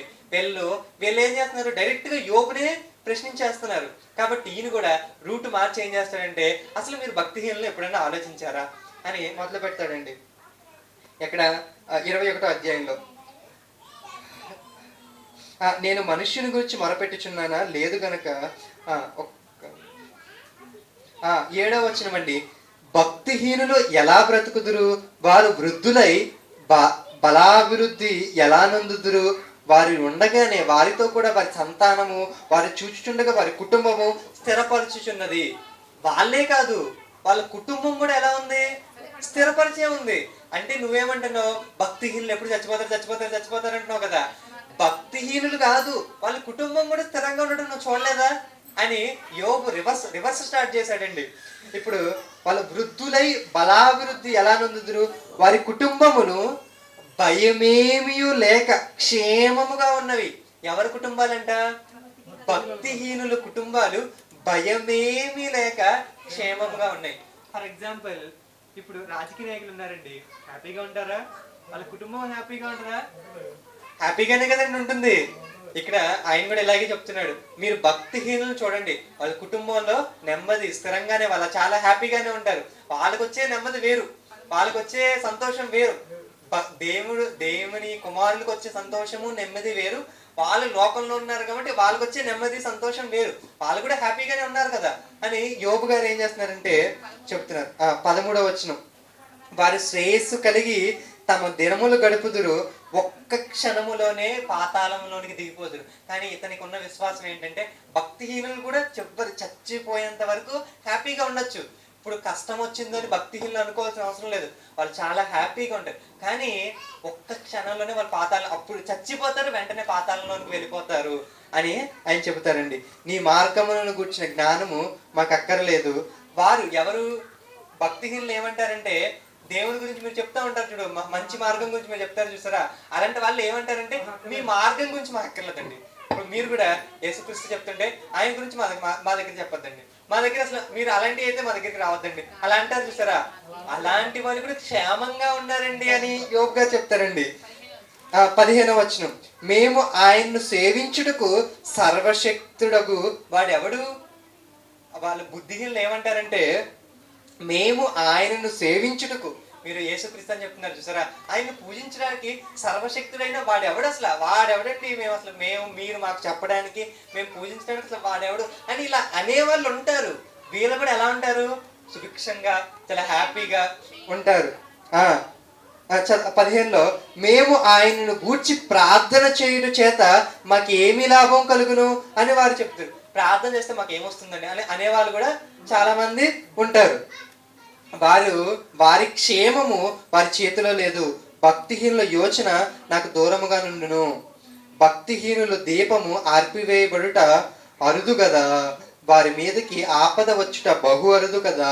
వారి తుఫాను ఎదుట కొట్టుకొని పోవు లేవనెత్తెను గాలి, చెత్తవలే గాలి ఎగరగొట్టు పొట్టువలే ఉండినట్లు ఆయన కోపపడి వారి మీద వేదనలు నియమించుట అరుదు గదా. వారి పిల్లల మీద మోపుటకై దేవుడు వారి పాపమును దాచిపెట్టినేమో అని మీరు చెప్పుచున్నారు. చేసిన వారు దానిని అనుభవించినట్లు ఆయన వారికే ప్రతిఫలం ఇచ్చునుగాక, వారే కన్నులు. ఇక్కడ అలా చెప్పుకుంటే ఇంకా వస్తారండి. ఇక్కడ ఈ అధ్యాయంలో యోబు రిప్లై శైలి మారుతుంది. ఏంటంటే, అప్పటి వరకు తన బాధని, ఇదిగో నా ఎముకలు క్షీణించిపోయినాయి, నేను చాలా బాధపడుతున్నాను అని ఇలాగ పాజిటివ్ కోణంలో చెప్పిన ఆయన మీరు ఎంతటికీ మారపోయేసరికి ఇంక ఈసారి ఏం చేస్తాడంటే, సరే మీరు ఏమంటున్నారు, దుష్టుడు అయితే చచ్చిపోతాడు, దుష్టుడు దీపం ఎప్పుడు దుష్టుడు ఎప్పుడు కూడా వాళ్ళ దీపం ఆరిపోతుంది అని మీరు చెప్తున్నారు కదా. ఒక్కసారి లోకంలో చూడండి, దుష్టుల గురించి చూడండి, అసలు వాళ్ళు ఎంత క్షేమంగా ఉన్నారో మీకు తెలుసా? అవన్నీ ఎందుకు, అసలు దేవుణ్ణి సేవించనని చెప్తారు చూసారా, అలాంటి వాళ్ళు కూడా ఉన్నారు కదా. అలాంటి వాళ్ళు ఆపద లేకుండా మంచిగా బతుకుతున్న వాళ్ళు ఉన్నారు కదా అని ఆయన గురించి చెప్తాడనమాట. అంటే ఈ అధ్యాయంలో మనకి ఏమర్థం అవ్వాలంటే, యోబు వీళ్ళకి ప్రత్యుత్తరం ఇస్తున్నాడు. భక్తిహీనులు కూడా ఎలా ఉంటారు? క్షేమంగా ఉంటారు. కానీ ఒకసారి ఆదాం అని చెప్పాడండి, ఏంటంటే ఎందుకు భక్తిహీనులు క్షేమంగా ఉంటారంటే, అది వాళ్ళకి లాస్ట్ ఛాన్స్, లాస్ట్ మీల్ అన్నట్టుగా లాస్ట్ ఛాన్స్ అనమాట. అది చచ్చిపోయే ముందు ఆఖరి కోరిక ఏమైనా ఉందా అంటే, ఆఖరి కోరిక అన్నట్టు ఇక్కడ తీర్చుతున్నాడు. అంటే వారు ఒక్క క్షణంలోనే ఏమైపోతారంట, ఇది యోబు గారికి తెలుసు. అలా ఉన్నా కూడా వాళ్ళు ఏమైపోతారంటే ఒక్క క్షణంలోనే పాతాళంలోనికి దిగిపోతారు అని తన విశ్వాసాన్ని చెప్తాడండి. తర్వాత ఎలీఫజు ఇప్పుడు మూడోసారి మాట్లాడడం స్టార్ట్ చేస్తారు. వీళ్ళు మూడోసారి మాట్లాడతారు. ఇక్కడ చాలా విమర్శలు తెలియకనే చేసేస్తారు. వీళ్ళకి తెలియదు, అంటే కరెక్ట్ కన్ఫర్మేషన్ ఏమి ఉండదు. కానీ వీళ్ళు ఏం చేస్తారంటే, ఇదిగో నీ సహోదరుల దగ్గర నువ్వు తాకట్టు పెట్టుకున్నావు, తాకట్టు లేక నువ్వు దరిద్రుల దగ్గర కూడా నువ్వు తాకట్టు తీసుకున్నావు, నువ్వు ఎంత దరిద్రుడివి అన్నట్టుగా వీళ్ళు మాట్లాడతారండి. ఒకసారి చూద్దాం అలా. 22వ అధ్యాయంలో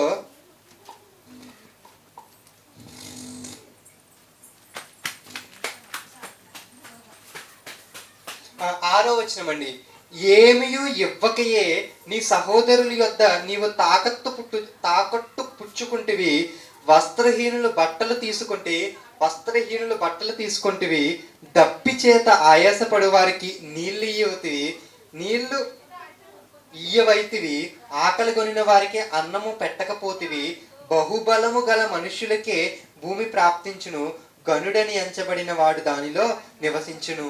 నువ్వు ఏం చేస్తున్నావు అంటే అందరి దగ్గర భూములు లాక్కుంటున్నావు, ఇదిగో నువ్వు మాత్రం నీట్గా బతకలేదని ఎలీఫజు 3వ రౌండ్ లో మాట్లాడటం స్టార్ట్ చేసినప్పుడు డైరెక్ట్ గా ఇందాకటి వరకు ఎలా మాట్లాడుతున్నావు అంటే దుష్టులు అలా అయిపోతారు, దుష్టులు ఇలా అయిపోతారు అని మాట్లాడిన వాళ్ళు ఇప్పుడు యోబు గురించే మాట్లాడుతున్నారు. నువ్వు సహోదరుల దగ్గరే తాకట్టు తీసుకున్నావు, నీ సొంత అన్నదమ్ముల దగ్గర నువ్వు తాకట్టు లేకపోతే వాళ్ళకి అప్పు ఇవ్వలేదు అని వాళ్ళ విషయం గురించి మాట్లాడుతున్నారు.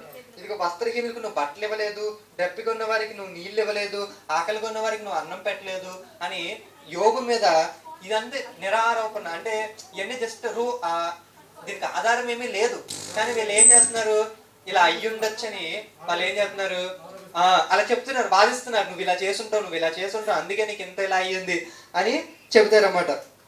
ఇంకా ఈ అధ్యాయంలో ఎక్కువగా ఈ విషయాల్ని ఆయన చెప్పుకుంటూ వస్తారు. వారు అకాలంగా ఒక నిమిషంలో నిర్మూలమైరి, వారి పునాదులు జల ప్రవాహం వలె కొట్టుకొని పోవును అని అలా చెప్పుకుంటూ వస్తూ, నీతిమంతులు దాన్ని చూసి సంతోషించుదురు, నిర్దోషులు వారిని హేళన చేయుదురు అని చెప్పుకుంటూ వచ్చి, సర్వశక్తుడు నీకు అపరంజిగాను ప్రశస్తమైన వెండిగాను ఉండును అని చెప్పి, నిర్దోషి కానివైనను ఆయన విడిపించును. నువ్వు ఒకవేళ నిర్దోషి కాకపోతే ఆయన నిన్ను విడిపిస్తాడు, అతడు నీ చేతులు శుద్ధి వలన విడిపింపబడును.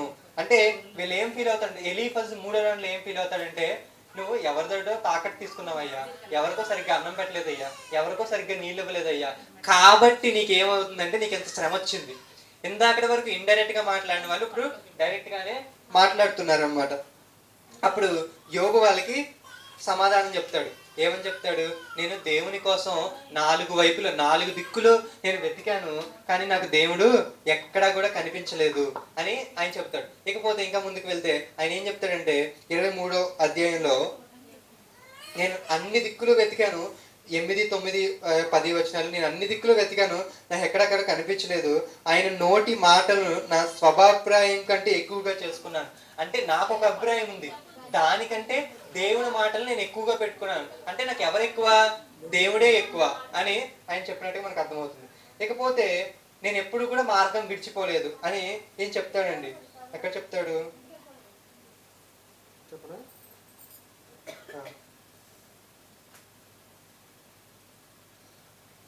11వ వచనం, నా పాదములు ఆయన అడుగు జాడలు విడవక నడిచినవి. ఇక్కడ ఆయన చెప్తున్నాడండి ఏంటంటే, నా పాదములు ఆయన అడుగు జాడలు విడువక నడిచితివి.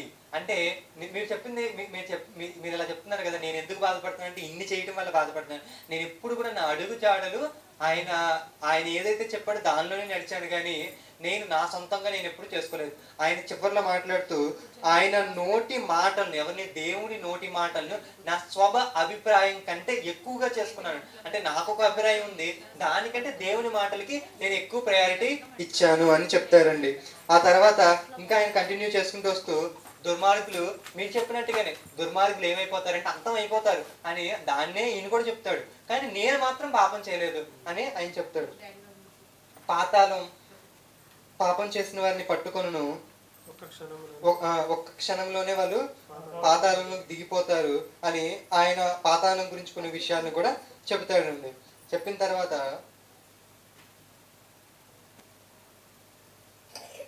25వ అధ్యాయంలో 25వ వచనంలో, 24వ అధ్యాయం 25వ వచనంలో, ఇప్పుడు ఇలాగు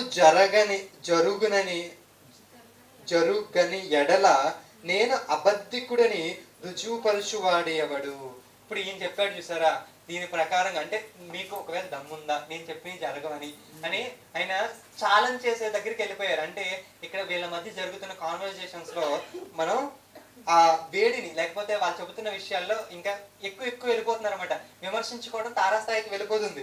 ఇలాగ జరగనని తర్వాత నా మాటలు వట్టివని దృష్టాంతపరచువాడు ఎవడన్నా ఉన్నాడా, నా మాటలు వట్టివని దృష్టాంత అంటే రుజువు చేయగలిగిన వాడు ఎవడన్నా ఉన్నాడా అని చెప్తాడండి. ఇప్పుడు బిల్దాద్ మాట్లాడతాడు, ఇంకా స్నేహితులు మాట్లాడే చివరి మాటలు ఇవే. తర్వాత యోబు మాట్లాడతాడు, యోబు తర్వాత ఎలీహు మాట్లాడతాడు.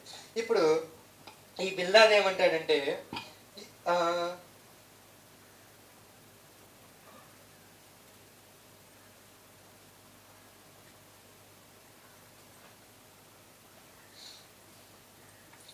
ఇక్కడ బిల్దాద్ ఏం మాట్లాడతాడంటే, బిల్దాద్ ఇంక ఈయన చెప్పిన తర్వాత, ఈయన ఛాలెంజ్ చేసిన తర్వాత ఇంకెక్కువగా ఏం మాట్లాడండి.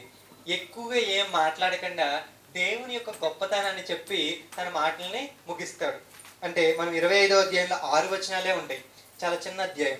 ఇక్కడ ఆయన తన ఉన్నత స్థలంలో సమాధానం కలగజేయను, తన సేనను లెక్కింప సఖ్యం కలుగుతుందా, ఆయన వెలుగు ఎవరి మీద ఉదయింపకుండా నరులు దేవుని దృష్టికి నీతిమంతులు ఎట్లా కాగలరు, నరులు దేవుని దృష్టికి నీతిమంతులు ఎలా కాగలరు అని, స్త్రీకి పుట్టినవాడు ఆయన దృష్టికి ఎట్లా శుద్ధుడు కాగలడు, ఆయన దృష్టికి చంద్రుడు కాంతి గలవాడు కాదు, నక్షత్రములు పవిత్రమైనవి కావు అని ఆయన ముగిస్తాడు. ఇక్కడితో ఫ్రెండ్స్ యొక్క కాన్వర్జేషన్ అయిపోతుంది.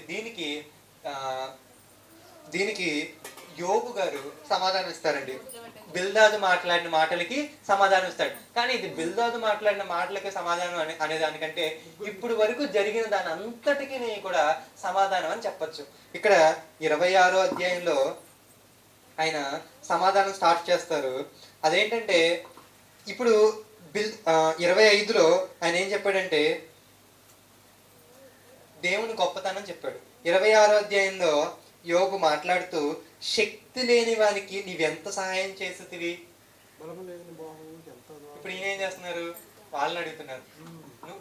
మీరు అన్నారు కదా, నేను ఆకలి ఉన్న వాళ్ళకి ఆకలి ఇవ్వలేదన్నారు, నీళ్ళు ఇవ్వలేదన్నారు, నువ్వెంత సహాయం చేసావు చెప్పు, నువ్వెంత సహాయం చేసావు చెప్పు అంటే ఒక్కసారి నువ్వు కొలుచుకుని నన్ను కొలు అని ఆయన మళ్ళీ ఆయన స్టార్ట్ చేస్తారండి.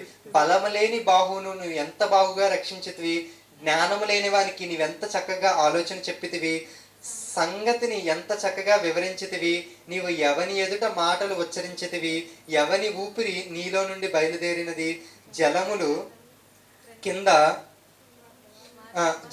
కిందను వాటి ఇలా చెప్పుకుంటూ వస్తారండి. ఆయన దృష్టికి పాతాళం తెరవబడి ఉన్నది, నాశన కూపము బట్ట బయలుగా ఉన్నది అని ఆయన మాట్లాడుకుంటూ వస్తారు. కానీ 26వ అధ్యాయంలో ఎక్కువగా మనకు అర్థమయ్యేది ఏంటంటే ఇవన్నీ కూడా చాలా చిన్న మ్యాటర్. దేవునికి ఫస్ట్ వాళ్ళని విమర్శించేసిన తర్వాత ఈయన ఏం చెప్తారంటే పాతాళము, ఈ లోకము, ఈ కష్టాలు ఇవన్నీ కూడా దేవునికి చాలా చిన్న విషయం. అసలు దేవుని గురించి మనకు తెలిసింది చాలా చిన్నది, మెల్లనైన మిక్కిలి మెల్లనైన గుసగుస శబ్దము వంటిదే అని చెప్పుకుంటూ వస్తారు. తర్వాత 27వ అధ్యాయంలో తన యథార్థతను గురించి చెబుతారండి.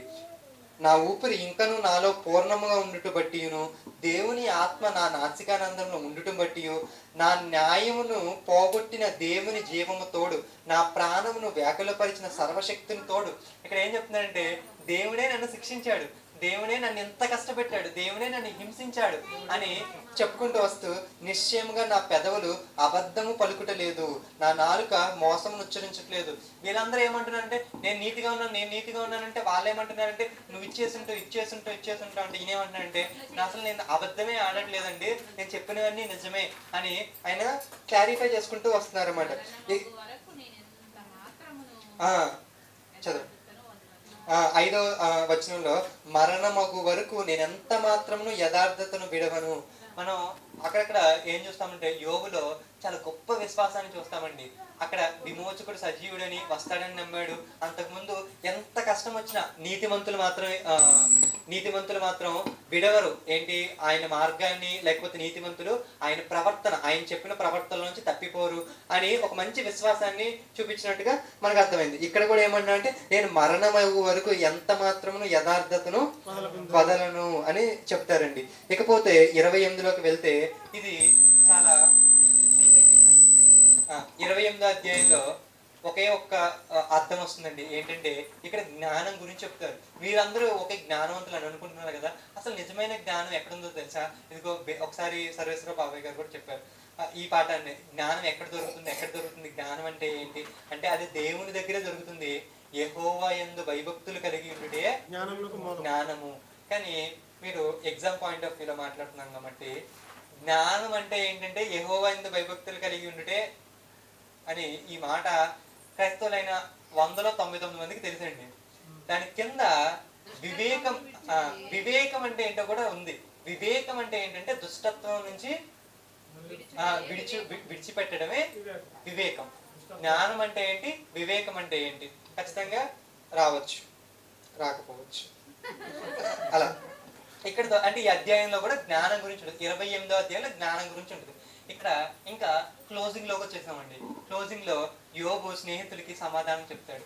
ఏంటంటే 29, 30, 31 ఈ 3 చివరి అధ్యాయాలు యోబు ఏం చెప్తాడంటే 29లో తన పూర్వపు స్థితి గురించి చెప్తాడు.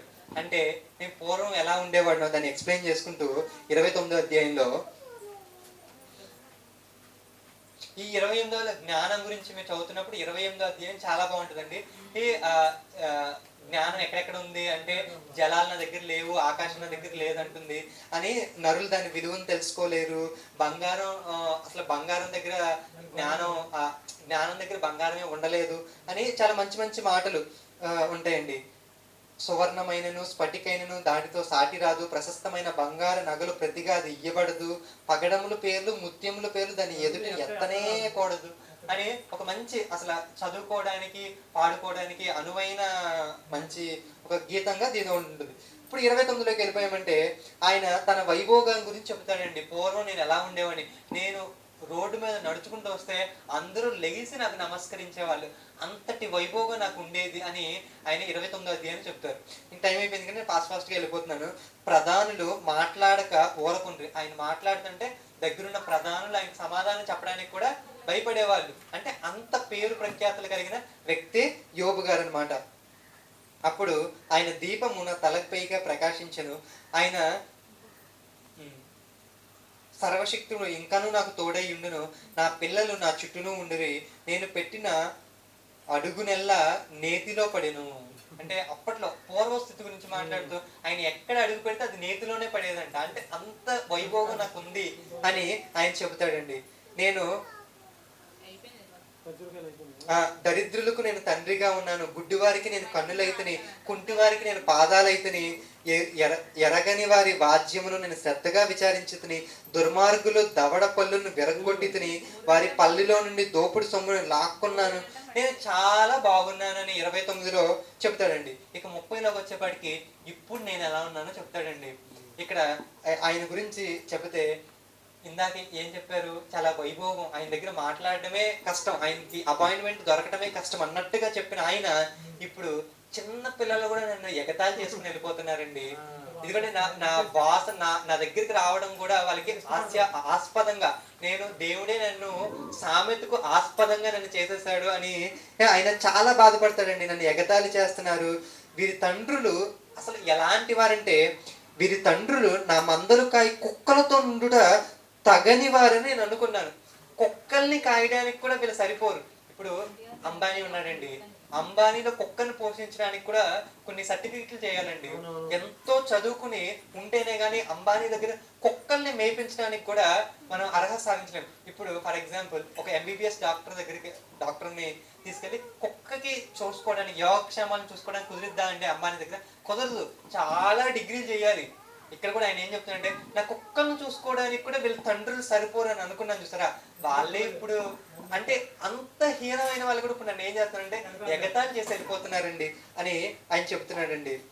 నన్ను ఇంకా ఈ 30 అధ్యాయం చూస్తే నన్ను హేళన చేస్తున్నారు, నన్ను బాధిస్తున్నారు, నేను కరిగిపోతున్నాను, నా క్షేమము మేఘం వలె నా క్షేమం గతించిపోవచ్చున్నది అని ఆయన చెప్తాడండి. నా కుడి పక్కన అల్లరి మోక లేచును, వారి నా కాళ్ళు తుట్టెళ్ళు చేయుదురు అని ఆయన చెప్తాడు. ఇంకా ఎలాంటి వాళ్ళంటే, ఎడారిలో చాలా దినము నుండి పాడే నిర్మానుష్యంగా ఉన్న ఎడారిలో ఆహారము కొరకు వారు తిరుగులాడుదురు. ఇలాంటి వారు కూడా అంటే ఆహారం కోసం ఎత్తుక్కుంటారు చూడు. అంటే ఒక మాటలో చెప్పాలంటే అడుక్కునే వాళ్ళు కూడా నన్ను ఏం చేస్తున్నారంటే హేళన చేస్తున్నారు అని ఇప్పుడు ఆయనకున్న స్థితిని గురించి చెబుతున్నాడు. ఇది ఈ అధ్యాయంలో మొదటి పార్ట్లో ఆయన ఉన్న స్థితిని గురించి మాట్లాడితే, రెండో పార్ట్లో దేవుడే ఇది నాకు కలిగించాడు అని, దేవుడే నన్ను హింసిస్తున్నాడు, దేవుడే నన్ను ఇలా చేశాడు, నాకు ఇంత శిక్ష దేవుడే విధించాడు అని చెప్తాడండి. తుఫాను చేత నన్ను హరించి చేయుచున్నాడు, నా బహుబలం చేత నన్ను హింసించుచున్నాడు. నీవు మారిపోయి నా ఎడల కఠినమైనది, నేను నిలుచుండగా నీవు నన్ను తేరి చూచుచున్నావు. నేను మొరపెట్టుచున్నాను, అయితే నీవు నాకు ప్రత్యుత్తరం ఇవ్వలేదు అని దేవుని గురించి బాధ. ఈ అధ్యాయంలో మొదట ఏంటంటే ఇప్పుడు తను ఉన్న స్థితి గురించి మాట్లాడతాడు. తర్వాత దేవుడు నేను ఎంత ప్రార్థన చేసినా దేవుడు నాకు ప్రత్యుత్తరం ఇవ్వట్లేదు అని చెప్తాడండి. ఇప్పుడు ఆ తర్వాత ఆయన శారీరక శ్రమ గురించి కూడా చెబుతాడు. వెలుగు నిమిత్తం నేను కనిపెట్టక చీకటి కలిగను, నా పేగులు మానక మండిపోచున్నవి, అపాయ దినములు నేను ఎదుర్కొనుచున్నాను. సూర్యుని ప్రకాశము లేక వ్యాఖ్యలు పడుచు నేను సంచరించుచున్నాను, సమాజంలో నిలబడి మొరపెట్టుచున్నాను. నేను నక్కలకు సహోదరుడైనని, నిప్పకోళ్ళు జత పనివాడినని, అంటే ఇంకా మనుషులతో నేను ఉండలేకపోతున్నాను, జంతువులతోనే నేను ఉంటున్నాను అని, నా చర్మము నల్లబడి నా మీద నుండి ఊడిపోవచ్చున్నది. అంటే కురుపులు పడిన తర్వాత అవి ఊడిపోతే చూడండి, పిచ్చిలుగా వచ్చేస్తాయి. అంటే ఇంకా ఆ స్టేజ్లోకి ఈయన వెళ్ళిపోతున్నట్టుగా మనం అర్థం చేసుకోవచ్చు. ఇకపోతే 31వ అధ్యాయంలో తన పవిత్రత గురించి చెప్తాడు. ఫస్ట్ 29లో ఏం చెప్పాడంటే నేను పూర్వం ఉన్న స్థితి గురించి చెప్పాడు.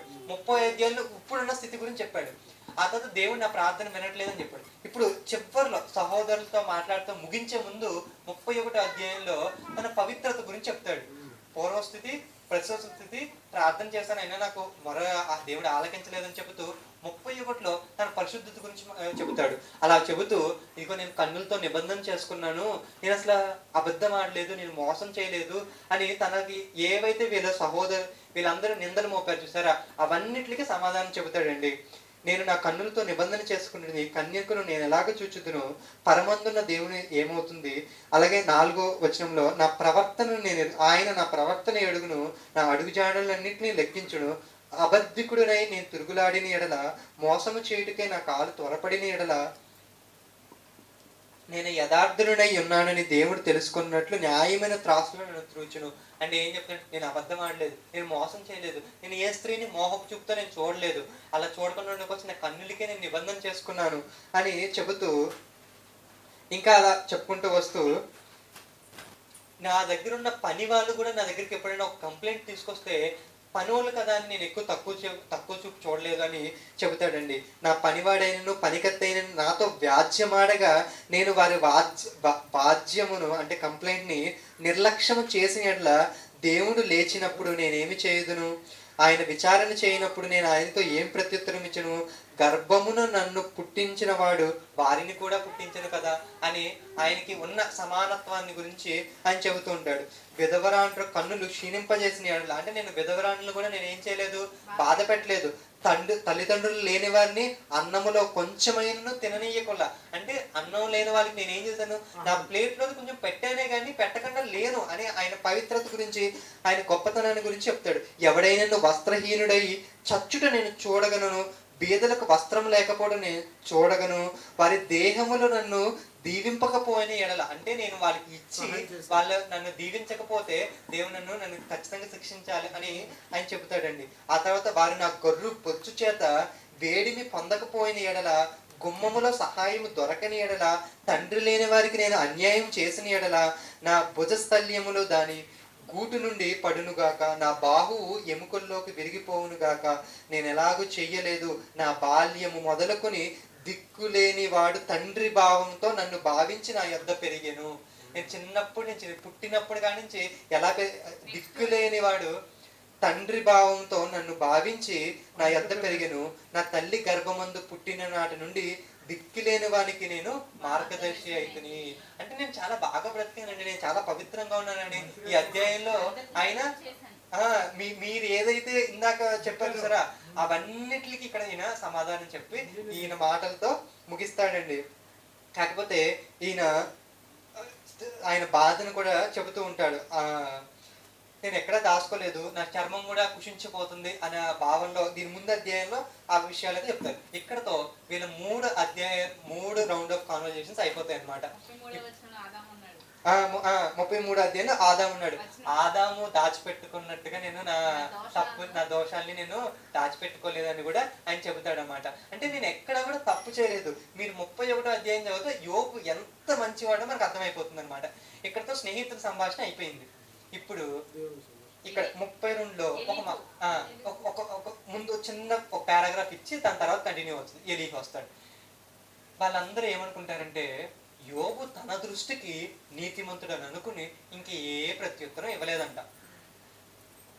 ఏమనుకున్నారంట, యోబు నీతిమంతుడు అనుకోలేదు. తన దృష్టికి యోబు దృష్టికి యోబు ఎలాంటి వాడు అంటే నీతిమంతుడు, అందుకే ఇంత వాదించుకుంటున్నాడు, మనం ఎంత చెప్పినా వినే పని లేడు అని అలాంటి భావంలో ఇంక ఎలాంటి ప్రత్యుత్తరం కూడా ఇవ్వలేదు. ఇందాక బిల్దాదు చివరి మాట్లాడుతూ కూడా దేవుని గొప్పతనాన్ని చెబుతాడు కానీ ఇంకా మాట్లాడడానికి ఏముండదు.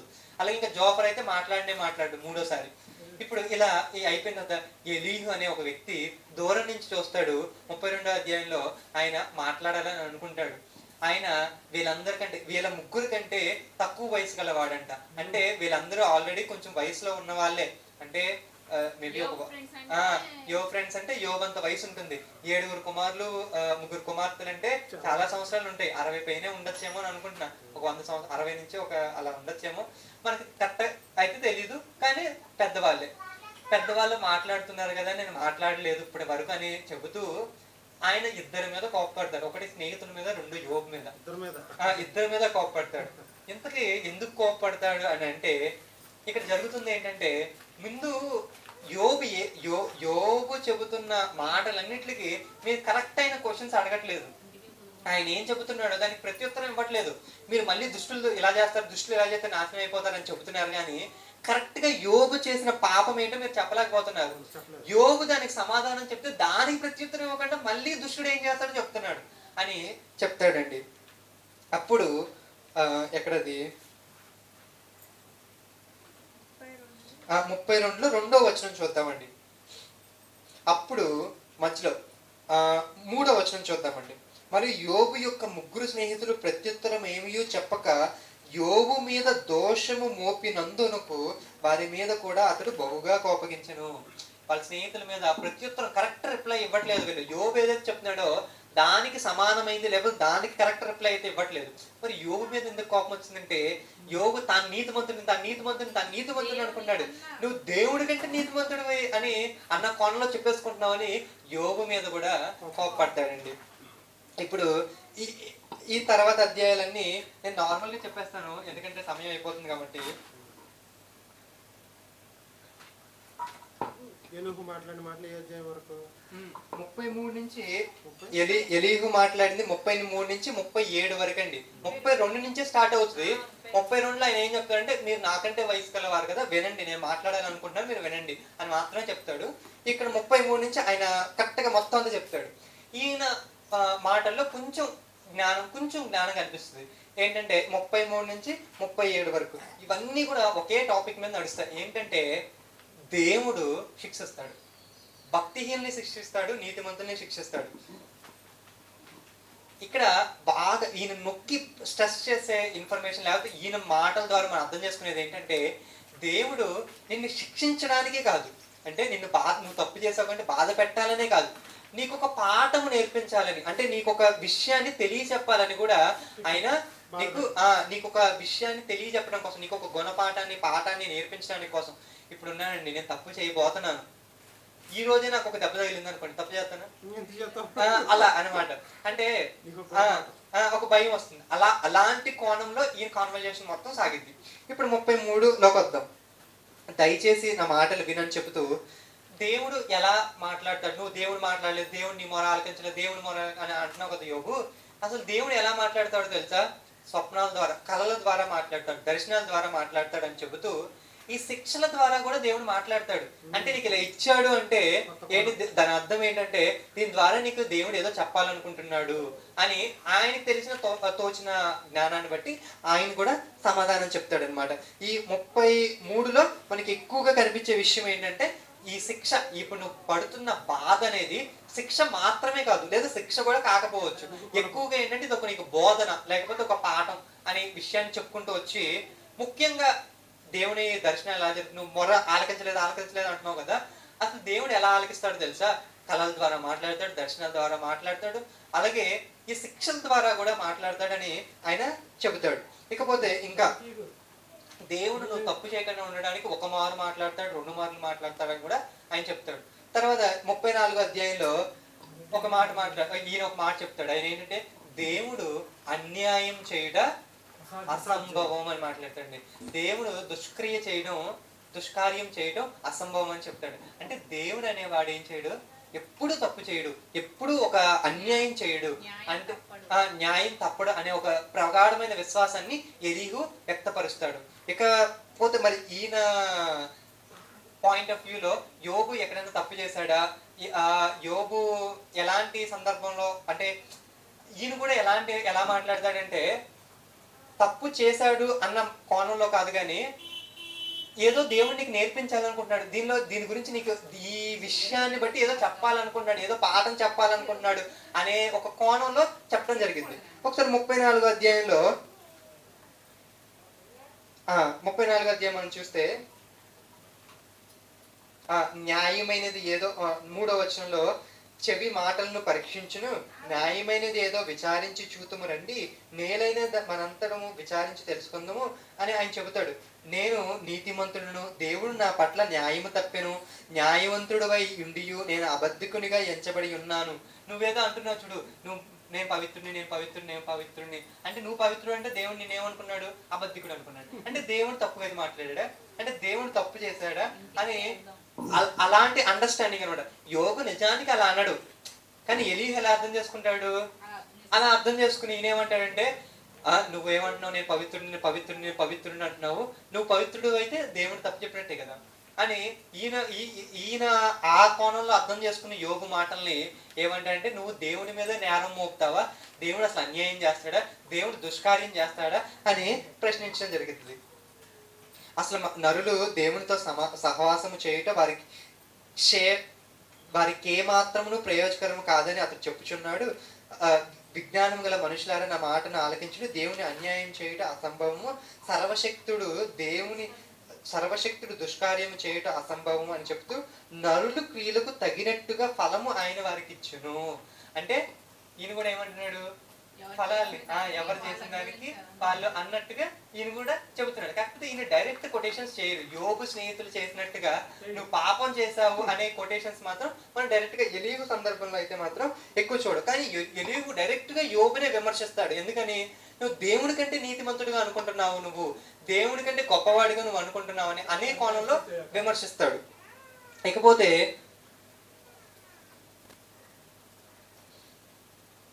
35వ వచనంలో 34 నుంచి చూద్దామండి.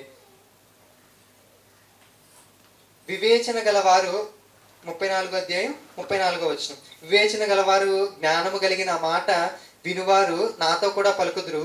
యోబు తెలివి మాలిన మాటలాడుచున్నాడు, అతని మాటలు బుద్ధిహీనమైనవి. దుష్టుడు వలె యోబు ప్రత్యుత్తరం ఇచ్చుచున్నందున అతడు తొదమట్టుకు శోధింపబడవలనని నేను ఎంతో కోరుచున్నాను. ఇంకా ఈయన ఏం చెప్తున్నాడండి, ఇక్కడతో కాదు, తొదమట్టుకు ఈయన ఇంత గర్వంగా, యోబు అనే వ్యక్తి ఇంత గర్వంగా మాట్లాడుతున్నందుకు నేను ఏం చేయమనుకున్నానంటే తొదమట్టుకు ఇతను శోధించేయాలి. ఇంకా అసలే ఇంకా తుదమట్టుకు వచ్చేసాడు. ఆయన ఏమనుకుంటాడు, నేను ఇంకా చచ్చిపోతాను అనుకుంటున్నాడు. ఈయన ఏమంటున్నాడంటే ఇంకా తుదమట్టుకు వెళ్ళిపోవాలి అని ఆయన అనుకుంటున్నాడు.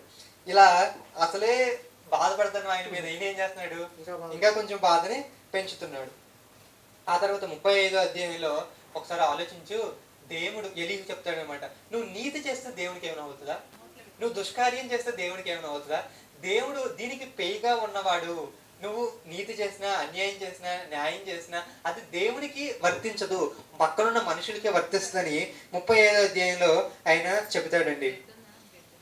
దేవుని నీతి కన్నా నీ నీతి ఎక్కువని నీవు అనుకొనిచున్నావు, నీతో కూడా ఉన్న నీ సహవాసులతోనూ నేను వాదమాడదును, ఆకాశం వైపు నిదానించి చూడము అని అలా చెప్పుకుంటూ వస్తూ, నీవు పాపము చేసినను ఆయన నీకేమైనా చేస్తావా, ఆయనకు నీవేమైనా చేస్తావా, అతిక్రమములను విస్తరించినను ఆయనకు నీవేమైనా చేస్తావా? నీవు నీతిమంతుడు అయినను ఆయనకు నీవేమైనా ఇచ్చుచున్నావా? ఆయన నీ చేత ఏమైనాను తీసుకొనునా అని. అంటే మీరు చేసే నీతి క్రియలను బట్టి కానీ దుష్కార్యం వల్ల కానీ దేవుడు ఏదో, ఇప్పుడు దేవుడు ఒకడు నీతిమంతుడు ఉన్నాడండి, వాడికి అన్యాయం చేసి, ఇప్పుడు నేనున్నానండి, మా చెల్లి ఉంది, మా చెల్లి నాకు మంచి చేస్తుంది, కానీ నేనేం చేశాను? అన్యాయం చేశాను. ఇలా మనుషులు చేయడానికి ఓకే, ఎందుకంటే తన ద్వారా నేనేదో పొందుతాను, నా ద్వారా తనేదో పొందుద్ది. కానీ దేవుడు పెయిన్ ఉంటాడు. నువ్వు నీతి చేస్తే ఎవరికి చేస్తావు? పక్కన వాడికి చేస్తావు. దుష్కార్యం చేస్తే ఎవరికి చేస్తావు? పక్కన వాడికి చేస్తావు. దేవుడు దీన్ని పెయిక్గా ఉంటాడు. నువ్వు నీతి చేస్తే, నువ్వు నీతిగా ఉంటే దేవుడు అబద్ధం చెప్పాల్సిన అవసరం ఏముంది? దేవుడు నిన్ను శిక్షించవలసిన విధమేముంది అని ఎలీహు కూడా యోబుని ప్రశ్నిస్తాడనమాట. ఇలా పోతే ఎలీహు ఇంకా మాట్లాడతాడండి. అలా మాట్లాడుకుంటూ పోయి జ్ఞానం గురించి మాట్లాడతాడు. ఆకాశ పక్షుల కంటే మనుషులకు దేవుడు ఎక్కువ జ్ఞానం ఇచ్చాడు, భూజంతువుల కంటే ఎక్కువ వివేకం ఇచ్చాడు అని చెబుతాడు. కానీ అలా మొత్తం అంతా చెప్పుకుంటూ వచ్చి యోబుని నువ్వు గర్వంగా మాట్లాడుతున్నావు, నువ్వు అహంకారంతో మాట్లాడుతున్నావు అనే మాటలు కూడా ఆయన అంటూ ఉంటాడు. 36లో ఇంకా ఎలీహు అలాగే మాట్లాడుతూ నేను ఇంకా మాట్లాడాలని అనుకుంటున్నాను అని, దేవుడు బలవంతుడు అని దేవుడి గురించి చెబుతాడు. ఉపదేశం వినుటకై వారి చెవిని తెరువు చేయను అని, పాపం విడిచి రండి అని ఆజ్ఞ ఇచ్చెను, వారిని ఆలకించి ఆయన్ని సేవించిన యెడల తమ దినములు క్షేమముగా తమ సంవత్సరములు సుఖముగా వెళ్ళగొచ్చుదును. వారు ఆలకింపని యెడల వారు రుణము చేత కూలి నశించెదరు, జ్ఞానం లేక చనిపోవుదురు. ఆయన లోపల హృదయపూర్వకమైన భక్తి లేని వారు క్రోధమును ముంచుకొందురు. ఇక్కడ అన్ని మాట్లాడుకుంటూ చివరిలో ఏం చెప్తారంటే, లోపల హృదయపూర్వకమైన భక్తి లేనివారు, అంటే భక్తి ఉన్న వాళ్ళే కానీ లోపల ఎలా ఉంటారంటే వాళ్ళు భక్తి లేదు. బయటికి ఎలా ఉంటారు? భక్తి పరులు లాగానే ఉంటారు, కానీ లోపల భక్తి లేని వాళ్ళు ఎలా ఉంటారు? క్రోధాన్ని మనసులోనే ఉంచుకుంటారు. నువ్వు ఇందాక కూడా కోపడుతున్నావు కదా, అంటే అలాంటి సెన్స్ లో ఏవైతే అక్కడ జరిగినాయో అలాంటి సందర్భాన్ని నేను కోట్ చేసుకుంటూ ఇక్కడ చెప్పడం జరిగిద్ది.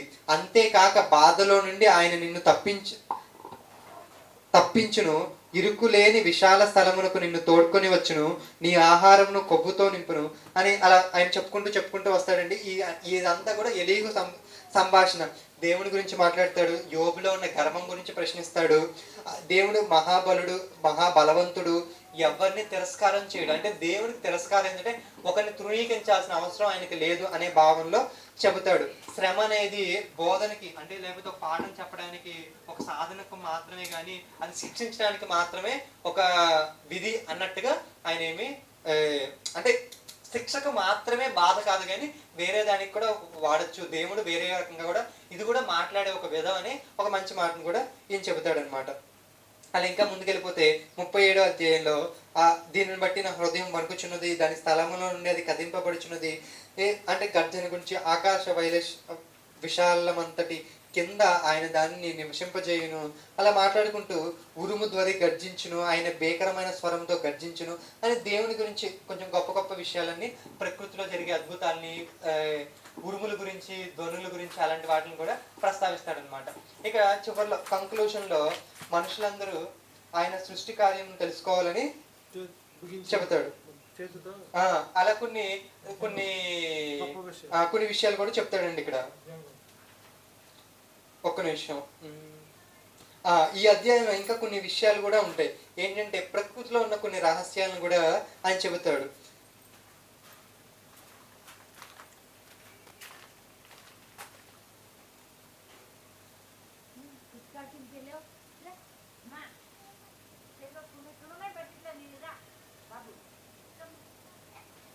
ఇక్కడ మీరు ఒకసారి తుఫాన్ అని ఉంటుంది ఇక్కడ వెతకగలిగితే 6వ వచనం ఒకసారి చూడండి. వర్షముతోను మహావర్షముతోను ఆయన ఆజ్ఞయించుచున్నాడు, మనుషులందరూ ఆయన సృష్టి కార్యము తెలుసుకున్నట్లు ప్రతి మనుషునికి చేతిని బిగించి ఆయన ముద్ర వేసి ఉన్నాడు. చేతిని బిగించి ఏం వేశాడంట? ముద్ర వేశాడంట దేవుడు. ఇకపోతే ఆ తర్వాత తుఫాన్ ఎక్కడి నుంచి వస్తుంది, చలి ఎక్కడి నుంచి వస్తుంది, మంచు ఎక్కడి నుంచి వస్తుంది అనే ఒక ఇన్ఫర్మేషన్ ని దేవుడు ఇస్తాడు. మీరు ఎగ్జామ్ చదువుతున్నప్పుడు ఈ క్వశ్చన్ కూడా రావచ్చు. తుఫాన్ ఎక్కడి నుంచి వస్తుంది, చలి ఎక్కడి నుంచి వస్తుంది, మంచు ఎక్కడి నుంచి వస్తుంది. తుఫాను మరుగు స్థానం నుంచి వస్తుందంటండి. తుఫాన్ ఎక్కడి నుంచి వస్తుందంట?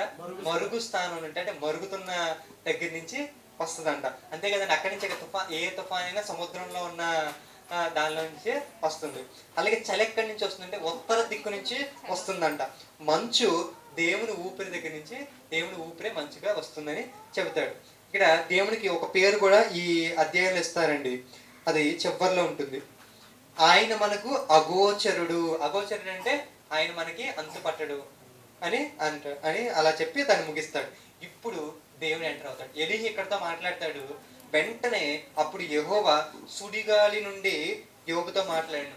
దేవుడు యోబుతో ఎక్కడి నుంచి మాట్లాడాడు అనే క్వశ్చన్ వస్తే సుడిగాలి నుంచి మాట్లాడాను అని మీరు చదువుకోవచ్చు. ఇక్కడ రాకపోతే ఇక్కడ దేవుని మాటలు కూడా చెప్పాలంటే ప్రతిదీ చదవాల్సి వస్తుందండి. కాబట్టి నేను క్లుప్తంగా చెప్పే ప్రయత్నం చేస్తాను. దేవుడు ఇక్కడ యోబుని ఏం చేస్తాడు? మామూలుగా దేవుని మ్యాటర్లోకి ఎంటర్ అయితే మీరేమనుకుంటారు? ఆయనేమో తప్పు చేశాడు అంటున్నాడు, ఈయనేమో తప్పు చేయలేదు అంటున్నాడు, ఈయన మళ్ళీ తప్పు చేశాడు అంటాడు, ఈయనేమో చేయలేదు అంటున్నాడు, ఈయన మళ్ళీ తప్పు అంటాడు, ఈయన కాదంటున్నాడు. నువ్వేమో పిల్లలకి మంచినీళ్ళు ఇవ్వలేదు, ఆకలిగా ఉన్న వాళ్ళకి ఏమి ఇవ్వలేదు అంటాడు, ఈయనేమో నేను ఇచ్చాను అంటున్నాడు. ఇప్పుడు దేవుడు ఎంటర్ అయ్యాడు అనుకోండి, మీరేమనుకుంటారు? సెటిల్ చేసేస్తాడు అంటాడు. దేవుడు సెటిల్ చెయ్యకపోగా ఏం చేస్తాడంటే యోబుని ఈయన ప్రశ్నలు అడగడం స్టార్ట్ చేస్తాడు.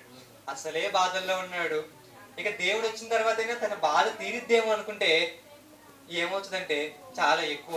ఈయన ఏళ్ళ ప్రశ్నలకైనా సమాధానం చెప్పగలిగే సామర్థ్యం ఉందేమో కానీ దేవుడు ఒక్కసారి ఎంటర్ అయిన తర్వాత ఒక్కదానికి కూడా సమాధానం చెప్పలేకపోతాడండి. అవును.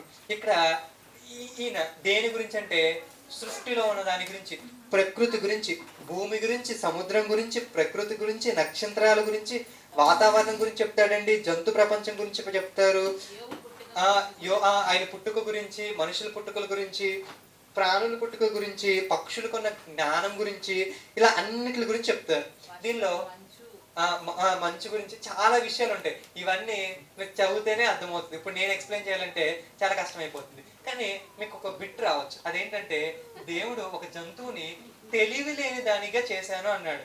నేను నార్మల్గా అది ఏ సెన్స్ లో వాడబడింది అంటే దాని అర్థం అంటే మనుషులతో పోల్చుకుంటే దానికి ఏం లేదు, తెలివి లేదు. కానీ అది దానికి ఇంకొక పని కూడా చేస్తుంట. అదేంటంటే దాని గుడ్లని ఎక్కడ పడితే అక్కడ పాడేస్తా ఉంటుంది ఆస్ట్రిచ్. సో దానిని బట్టి కూడా ఏమంటే తెలివి లేని దానిగా దేవుడు అక్కడ వర్ణించాడు. ఆ పక్షికి తెలివి ఉందంటే మామూలుగా ప్రతిదానికి దానికి తెలివి ఉంటుంది. ఖచ్చితంగా ఆస్ట్రిచ్ కూడా ఏముంటుందంటే తెలివి ఉంది. కాకపోతే ఇక్కడ మనతో పోల్చుకుని అంటే మన అంత స్థాయికి పక్షి లేదు. కాబట్టి ఏం చేశాడంటే దేవుడు తెలివి లేని దానిగా దాన్ని చేసెను అని చెబుతాడనమాట. ఇకపోతే 40వ అధ్యాయంలోకి వచ్చిన తర్వాత యోబుని అడుగుతాడు, ఇప్పుడు సమాధానం చెప్తావా నువ్వు అని. యోబు అంటాడు, నేను నీచుడిని, నేను చెప్పలేను అని నువ్వే గొప్పవాడివి అని చెప్పి సైడ్ అయిపోతాడు అనమాట. ఆయన ఏమంటాడంటే 40వ అధ్యాయంలో మొదట యెహోవా యోబునకు ఇలాగూ ప్రత్యుత్తరం ఇచ్చెను, ఆక్షేపణలు చేయుచూచుచున్నవాడు సర్వశక్తుడగు దేవునితో వాదింపవచ్చునా? మాట్లాడతావా నువ్వు? ఇందాక ఏదో చెప్పావు కదా, తప్పులే చేయలేదు అంటున్నావు కదా, నాతో వాదించడానికి నువ్వు సిద్ధంగా ఉన్నావా అని దేవుడే అడుగుతున్నాడండి. దేవునితో వాదించేవాడు ఇప్పుడు ప్రత్యుత్తరం ఇయ్యవలన. దేవుడు అంటున్నాడండి, ఒక వ్యక్తి యోబుని ఎలా క్రిటిసైజ్ చేస్తున్నాడంటే దేవుడితో వాదించేవాడు నువ్వే కదా, ఇప్పుడు వచ్చి ప్రత్యుత్తరం, నేను ఇన్ని క్వశ్చన్స్ అడిగాను కదా, ఆ క్వశ్చన్ కైనా సమాధానం చెప్పు. అప్పుడు యోబు యెహోవాకు ఇలాగూ ప్రత్యుత్తరం ఇచ్చెను, చిత్తగించుము, నేను నీచుడను, నేను నీకు ఏమని ప్రత్యుత్తరం ఇయ్యగలను? ఇచ్చేదను, నా నోటి మీద నా చేతిని ఉంచుకుని ఉన్నాను అంటే నీ ముందు నేనేం మాట్లాడలేనయ్యా అని. అంటే నువ్వు చెప్పిన దానికి నేను తల వంచి, నువ్వు చెప్పిన దానికి నేను అగ్రీ చేస్తున్నానని చెబుతున్నాడు. ఒక మారు మాట్లాడి తిని నేను మరలా నోరెత్తను, 2 మార్లు మాట్లాడి తిని ఇకను పలకను. అప్పుడు యెహోవా సుడిగాల్లో నుంచి యోబుతో ప్రత్యుత్తరం ఇచ్చెను. మళ్ళీ క్వశ్చన్స్ స్టార్ట్ అవుతాయండి. మళ్ళీ క్వశ్చన్స్ ఇవన్నీ కూడా ఈసారి చాలా క్వశ్చన్స్. ఎద్దువలే అంటే దీనిలో కొంచెం ఇన్ఫర్మేషన్ ఉంటుంది, క్వశ్చన్స్ ఉంటాయి. అలా దీని గురించి ఆ క్వశ్చన్స్ అన్ని అయిపోయిన తర్వాత 41కి వచ్చిన తర్వాత 40లో ఒక భయంకరమైన చెప్తాడు, 41లో ఒక భయంకరమైన చెప్తాడు. 40లో ఏం చెప్తాడంటే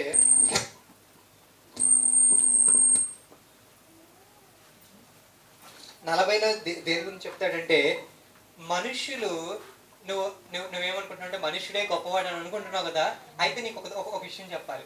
ఈ ప్రకృతిలో అంతా గొప్పతనం అంతా వివరిస్తూ ఒకదాని గురించి చెప్తాడు. అదేంటంటే నీటి గుర్రం. నీటి గుర్రాన్ని గురించి ప్రస్తావిస్తాడు. అది చాలా భయంకరంగా ఉందని వివరిస్తాడు అనమాట. నేను టైం లేదు కానీ ముందుకెళ్ళిపోతున్న త్వరగా. అది చాలా భయంకరంగా ఉందనమాట. అంటే దేవుడు ఉద్దేశం ఇక్కడ ఏంటంటే దాన్ని భయంకరంగా వర్ణించి ఏం చెప్తాడంటే, నువ్వు దీన్నే కంట్రోల్ చేయలేవు, దీంతోనే నువ్వు నిలబడలేవు, దేవునితో నిలబడగలవా అని దేవుని యొక్క ఉద్దేశం అనమాట. 40లో ఒకసారి ఆ మొక్కొక్కటి చూద్దాం. నీటి గుర్రం అని మీకు కనిపిస్తుందండి.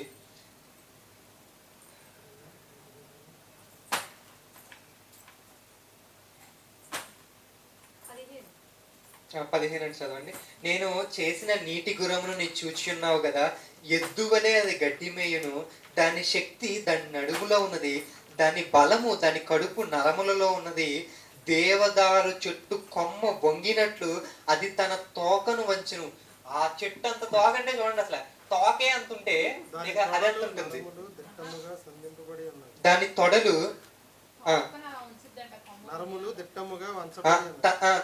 దాని తొడలు నరములు దిట్టముగా సంధింపబడి ఉన్నవి, దాని ఎముకలు ఎత్తడి గొట్టముల వలె ఉన్నవి, దాని పక్కటెముకలు ఇనుప కమ్మెల వలె ఉన్నవి. ఇది దేవుడు సృష్టించిన వాటిలో గొప్పది, దాన్ని సృష్టించిన వాడే దాని ఖడ్గమును దానికిచ్చెను, పర్వతములో దానికి మేత మొలుచును, అరణ్య అలా ఇంకా దాని గురించి ఉంటుందండి. ఇక్కడ ఈ భయంకరమైన దీని గురించి ఎందుకు చెప్పాడంటే, దీన్నే నువ్వేం చేయలేవు కదా, నువ్వు దేవునితో వాదించడానికి సిద్ధమవుతావా అని దేవుడి యొక్క ఉద్దేశం అనమాట. 41లో మనకి ఇక్కడ మకరము అని కనిపిస్తుంది. మకరము అంటే చేప అలాంటివి. నార్మల్గా మన ఇంగ్లీష్ బైబిల్స్ లో వెళ్ళిపోతే డైనోసార్స్, లెవియథాన్ అని కరెక్ట్ ట్రాన్స్లేషన్స్ కూడా ఉంటాయన్నమాట. ఇవన్నీ వీటి గురించి కూడా మాట్లాడుతూ దీన్ని కూడా నువ్వు కంట్రోల్ చేయగలవా, ఇది అసలు ఎంత భయంకరంగా ఉంటుందని వర్ణన అంతా ఎలా ఉంటుందంటే చాలా భయంకరంగా ఉంటుంది. ఇప్పుడు దీని గురించి అయితే ఎంత భయంకరంగా రాయబడిందో దీని గురించి కూడా అంతే భయంకరంగా రాయబడుతుంది. మరి దీన్ని నువ్వు కంట్రోల్ చేయలేకపోతే మరి దేవునితో వాదించగలవా? దీన్ని నువ్వు లైక్ నీ ఆజ్ఞల్లో లేకపోతే నీ అంతటా నువ్వు కంట్రోల్ చేయలేకపోతే మరి దీన్ని ఎలా నువ్వు కంట్రోల్ చేయగలవు అని అంటే, దేవుడు ముందు నువ్వు చాలా అల్పమైన వాడివి, నువ్వు చాలా తక్కువైన వాడివి అని చెప్పడం కోసం దేవుడు ఈ మాటలన్నీ చెబుతాడండి. అలా 42లోకి వచ్చేస్తాడు. 42లోకి వస్తే ఇప్పుడు యోబు మళ్ళీ ఇంకొకసారి మాట్లాడతాడు. ఇందాక అన్నట్టు ఒకసారి మాట్లాడుతుని రెండోసారి మాట్లాడుతుని రెండోసారి మాట్లాడతాడు. అప్పుడు యోబు యెహోవాతో ఇలాగూ ప్రత్యుత్తరం ఇచ్చెను, నీవు సమస్త క్రియలను చేయగలిగిన వాడు, నీవు ఉద్దేశించినది ఏదియో నిష్ఫలము కానేరదనియు నేనిప్పుడు తెలుసుకుంటుని. జ్ఞానము లేని మాటల చేత ఆలోచనను నిర్ధకం చేయు వీడెవడు, ఇలాగున వివేచనము లేని వాడినై నేను ఏమియో నెరగక్క నా బుద్ధికి మించిన సంగతులను గురించి మాట్లాడితిని. యోబు చివరిగా ఏం ఒప్పుకుంటాడంటే, నేను నా బుద్ధికి మించిన సంగతులను మాట్లాడేశాను, ఇక ముందేమైనా తప్పుగా మాట్లాడితే నాకు క్షమించు అన్న మాటల్లో దేవుణ్ణి వేడుకుంటున్నాడు. ఏమని అంటే, నేను ముందు మాట్లాడి నా బుద్ధికి మించినవి, అప్పటికి ధర్మశాస్త్రం కూడా లేదు కదండి, కాబట్టి ఈయన ఏం మాట్లాడుతున్నాడో ఈయన బుద్ధికి సంబంధించినవే. దేవుడు మన జ్ఞానం కంటే దేవుని జ్ఞానం చాలా గొప్పది అని దేవుడు మాట్లాడినప్పుడు అర్థం చేసుకుని, నేను నా బుద్ధి లేక నేను మాట్లాడేశాను అని చెప్తే అప్పుడు దేవుడు కూడా దాని తర్వాత వచనాలు మనం చదవగలిగితే 40లో ఏమీ ఎరగక నా బుద్ధికి మించిన సంగతుల గురించి మాట్లాడుతుని నేను మాట్లాడగోరుచున్నాను, దయచేసి నా మాట ఆలకించము. ఒక సంగతి నిన్ను అడిగెదను, దానిని నాకు తెలియజేయము. వినికిడి చేత నిన్ను గూర్చిన వార్త నేను వింటితిని, అయితే ఇప్పుడు నేను కన్నులారా నిన్ను చూచుచున్నాను. కావున నన్ను నేను అసహించుకుని ధూళిలో పూడితిలో పడి పశ్చాత్తాపడుచున్నాను. ఈయన ఏం చెప్తున్నాడంటే, ఇంకా చివరిగా కంక్లూడ్ చేస్తూ నేనైతే చాలా ఫీల్ అవుతున్నాను. అంతకుముందు బుద్ధి అంటే తప్పుగా నా జ్ఞానానికి మించి నేను మాట్లాడేశాను, ఇప్పుడైతే నేను పశ్చాత్తాపడుతున్నానని యోబు తన తప్పుల్ని ఒప్పుకుంటాడు. ఒకవేళ ఇంతకు ముందు ఏమైనా తప్పు మాట్లాడుంటే క్షమించండి అన్న భావంలో చెబుతాడు అనమాట. ఆ తర్వాత దేవుడు చివరిగా కంక్లూడ్ చేస్తూ సహోదరులు ఉన్నారు చూసారా, ఫ్రెండ్స్ ఉన్నారు చూసారా, సహోదరులు కాదు, ఫ్రెండ్స్ ఉన్నారు చూసారా, ఈ ఫ్రెండ్స్ ఏమీ తెలియకుండా ఎంతెంత మాట్లాడారు, వీళ్ళు అసలు ఇలా మాట్లాడినందుకు వీళ్ళకి గురించి వాళ్ళ గురించి ఒక స్టేట్మెంట్ చేస్తాడు, వాళ్ళ గురించి బలి ఇవ్వాలని చెప్పి. కాబట్టి 7 ఎడ్లను 7 పొట్టేళ్లను మీరు తీసుకుని నా సేవకుడైన యోబు వద్దకు పోయి మీ నిమిత్తము దహన బలి అర్పించవలను. మీ నిమిత్తం ఎవరు అర్పించాలి? యోబు అర్పించాలి. 7 ఎడ్లను 7 పొట్టేళ్లను అని. అలా తర్వాత వాళ్ళందరూ కూడా అదే చేస్తారు. తర్వాత యోబు తన స్నేహితుల నిమిత్తం ప్రార్థన చేసినప్పుడు యెహోవా అతని క్షేమస్థితిని మరలా అతనికి దయచేసెను. మరి యోబు పూర్వము కలిగిన దానికంటే 2 అధికంగా యెహోవా అతనికి దయచేసెను. ఇక్కడ గ్రంథ విభజన చదివినప్పుడు ఒక మాట చెప్పారండి. అదేంటంటే యోబుకి ఇన్ని సందర్భాల్లో దేవుడు ఎక్కడా కూడా అపవాదే చేయమంది అందుకే ఇదంతా జరిగిందని ఎక్కడ చెప్పలేదండి. అంటే తన జీవితాంతం కూడా ఏంటంటే అది ఒక పరీక్ష.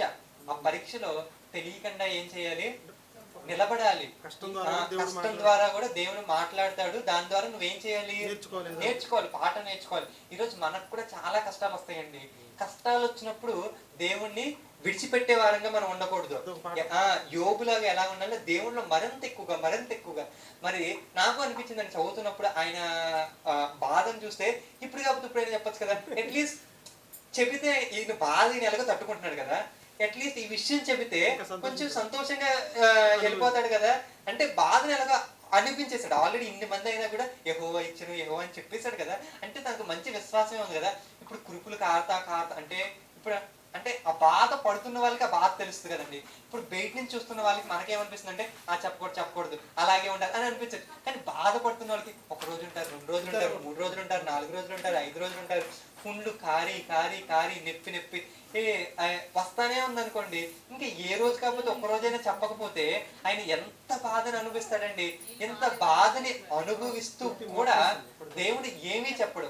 ఎందుకనంటే ఈ పరీక్షలు ఆయన పాస్ అవ్వాలంటే చివరి వరకు ఎలా ఉండాలి? ఆయన పవిత్రంగా ఉండాలి. ఈ విషయం తెలియకపోయినా ఈరోజు మనకు కూడా చాలా శ్రమలు వస్తాయండి. ఇవన్నీ అదేంటో మనకు తెలియదు. అవన్నీ అపవాది చేసి ఉండొచ్చు. మనం యోబంత గొప్ప వాళ్ళం కాదు కాబట్టి అలా అనుకోవడానికి కూడా లేదు. కానీ ముందుగా మనకి ఏమైనా శ్రమలు వచ్చినప్పుడు ఒక ఆలోచన ఏంటంటే తప్పు చేసావు కాబట్టే వచ్చిందని అనుకోవడానికి లేదు. అది నీతిమంతులకు కూడా వస్తుంది. అలా అని మనం నిజంగా తప్పులు చేస్తున్నాం. ఇప్పుడు ప్రతి ఆదివారం చర్చ్ మానేస్తున్నానండి. అప్పుడు ఒక రోజు నీకు ఏదో పెద్ద యాక్సిడెంట్ లేకపోతే ఏదో అయ్యింది, దేవుడు నన్ను శోధించడానికి అని అలా అనకూడదు. నువ్వు ఆల్రెడీ అన్ని రోజులు ఏం చేస్తున్నావు? పాపంలో నువ్వు చర్చి మానేస్తున్నావు. అసలు దేవుడు అంటే లెక్కలేదు, భయభక్తులు కలిగి ఉండట్లేదు. అప్పుడు నువ్వు ఆలోచించాల్సింది ఏంటి? నేనేమన్నా తప్పు చేశానా అని ముందు నీ దగ్గర నుంచి నువ్వు ఆలోచించుకోవాలి. ఒకవేళ నువ్వు పవిత్రంగానే ఉంటున్నావు అని యోబులాగా నువ్వు క్లారిఫై చేసుకుంటే ఓకే ఇది పరీక్ష ఏమో అని కూడా అనుకోవడానికి యోబుని బట్టి మనం చూడొచ్చు. ఆ తర్వాత యోబుకి దేవుడు ఇందాక మనం చూసినప్పుడు ఏవైతే ఉన్నాయో 7,000 గొర్రెలు, 3,000 ఒంట్లు, 500 గాడిదలు, 500 జతల ఎడ్లు ఉన్నాయి కదండి. అవన్నీ ఇంటూ 2 చేశాడంట. అంటే 7,000 ఏంటని 14,000 గొర్రెలు, ఒంటెలు 3,000 ఉన్నాయి, 6,000 ఒంటెలు. ఇప్పుడు ఇందాక 500 ఏమో 1000 జతల ఎడ్లును, 1000 ఆడగాడిదలను. ఇప్పుడు దేవుడు ఎవరికి ఇచ్చారు?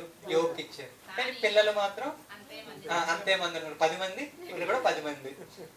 అలా చెప్పి ముగిస్తారండి. ఆ తర్వాత 140 సంవత్సరాలు బ్రతికి తర్వాత అంటే ఈ శ్రమలు అయిపోయిన తర్వాత 140 ఏళ్ళు అంటే తర్వాత దేవుడు 140 ఏళ్ళు ఆయుష్ ఇచ్చాడు. అంటే నువ్వు ఏదైతే ఇంత కష్టపడ్డావు కదా దాన్ని అనుభవించడం కోసం, లేకపోతే హ్యాపీగా ఉండడం కోసం ఒక 140 ఏళ్ళు అధికంగా. అప్పుడే చాలా హ్యాపీగా ఉండేవాడు, ఇప్పుడు ఇంకా డబుల్ హ్యాపీగా దేవుడు ఉంచాడు. అంటే కష్టం రావచ్చు కానీ నువ్వు ఈ కష్టంలో దేవునికి నమ్మకంగా ఉండి దేవుడు నాకు ఉన్నాడనే నమ్మకాన్ని విశ్వాసాన్ని చూపించగలిగితే 2 భూమి మీద నువ్వు అనుభవించే ఛాన్స్ ఉంటుంది.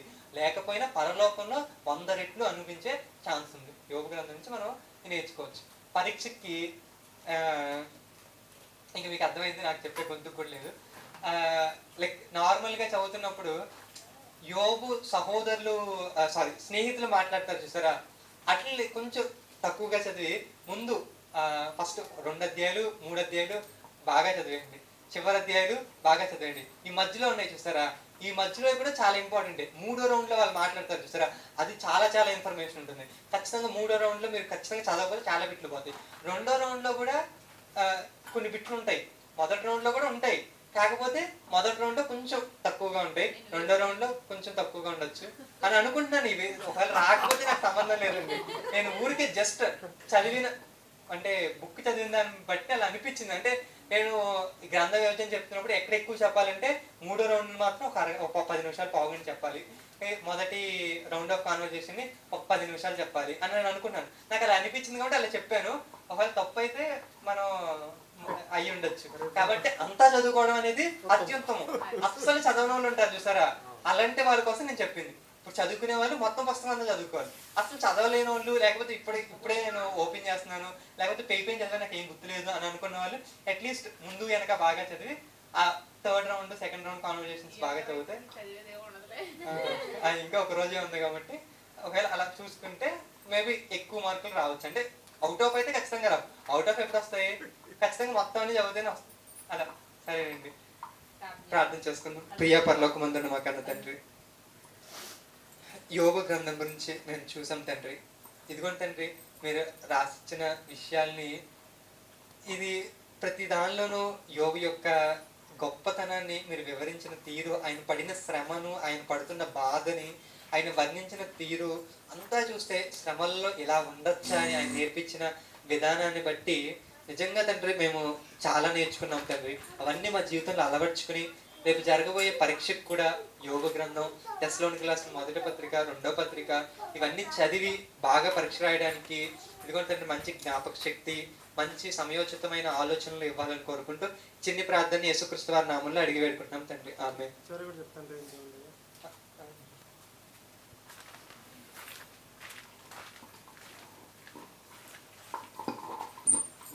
రేపు 10 గంటలకు పరీక్ష ప్రారంభమైంది. కరెక్ట్గా మీరు ఎన్నింటికంటే నేను 10ంటికి క్వశ్చన్ పేపర్ ఇచ్చేస్తే 1 గంటకు తీసేసుకుంటా.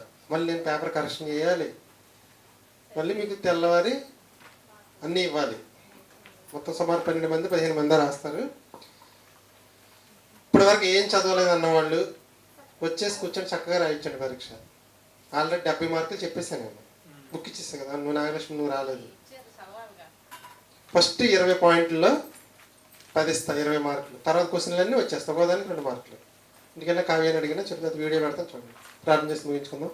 ప్రియా పరలోకమందున్న మా తండ్రి, తండ్రి నువ్వు ప్రసాద్కి ఇచ్చిన జ్ఞానం ప్రకారం మంచిగా యోగ గ్రంథాన్ని వివరించడం జరిగిందండి.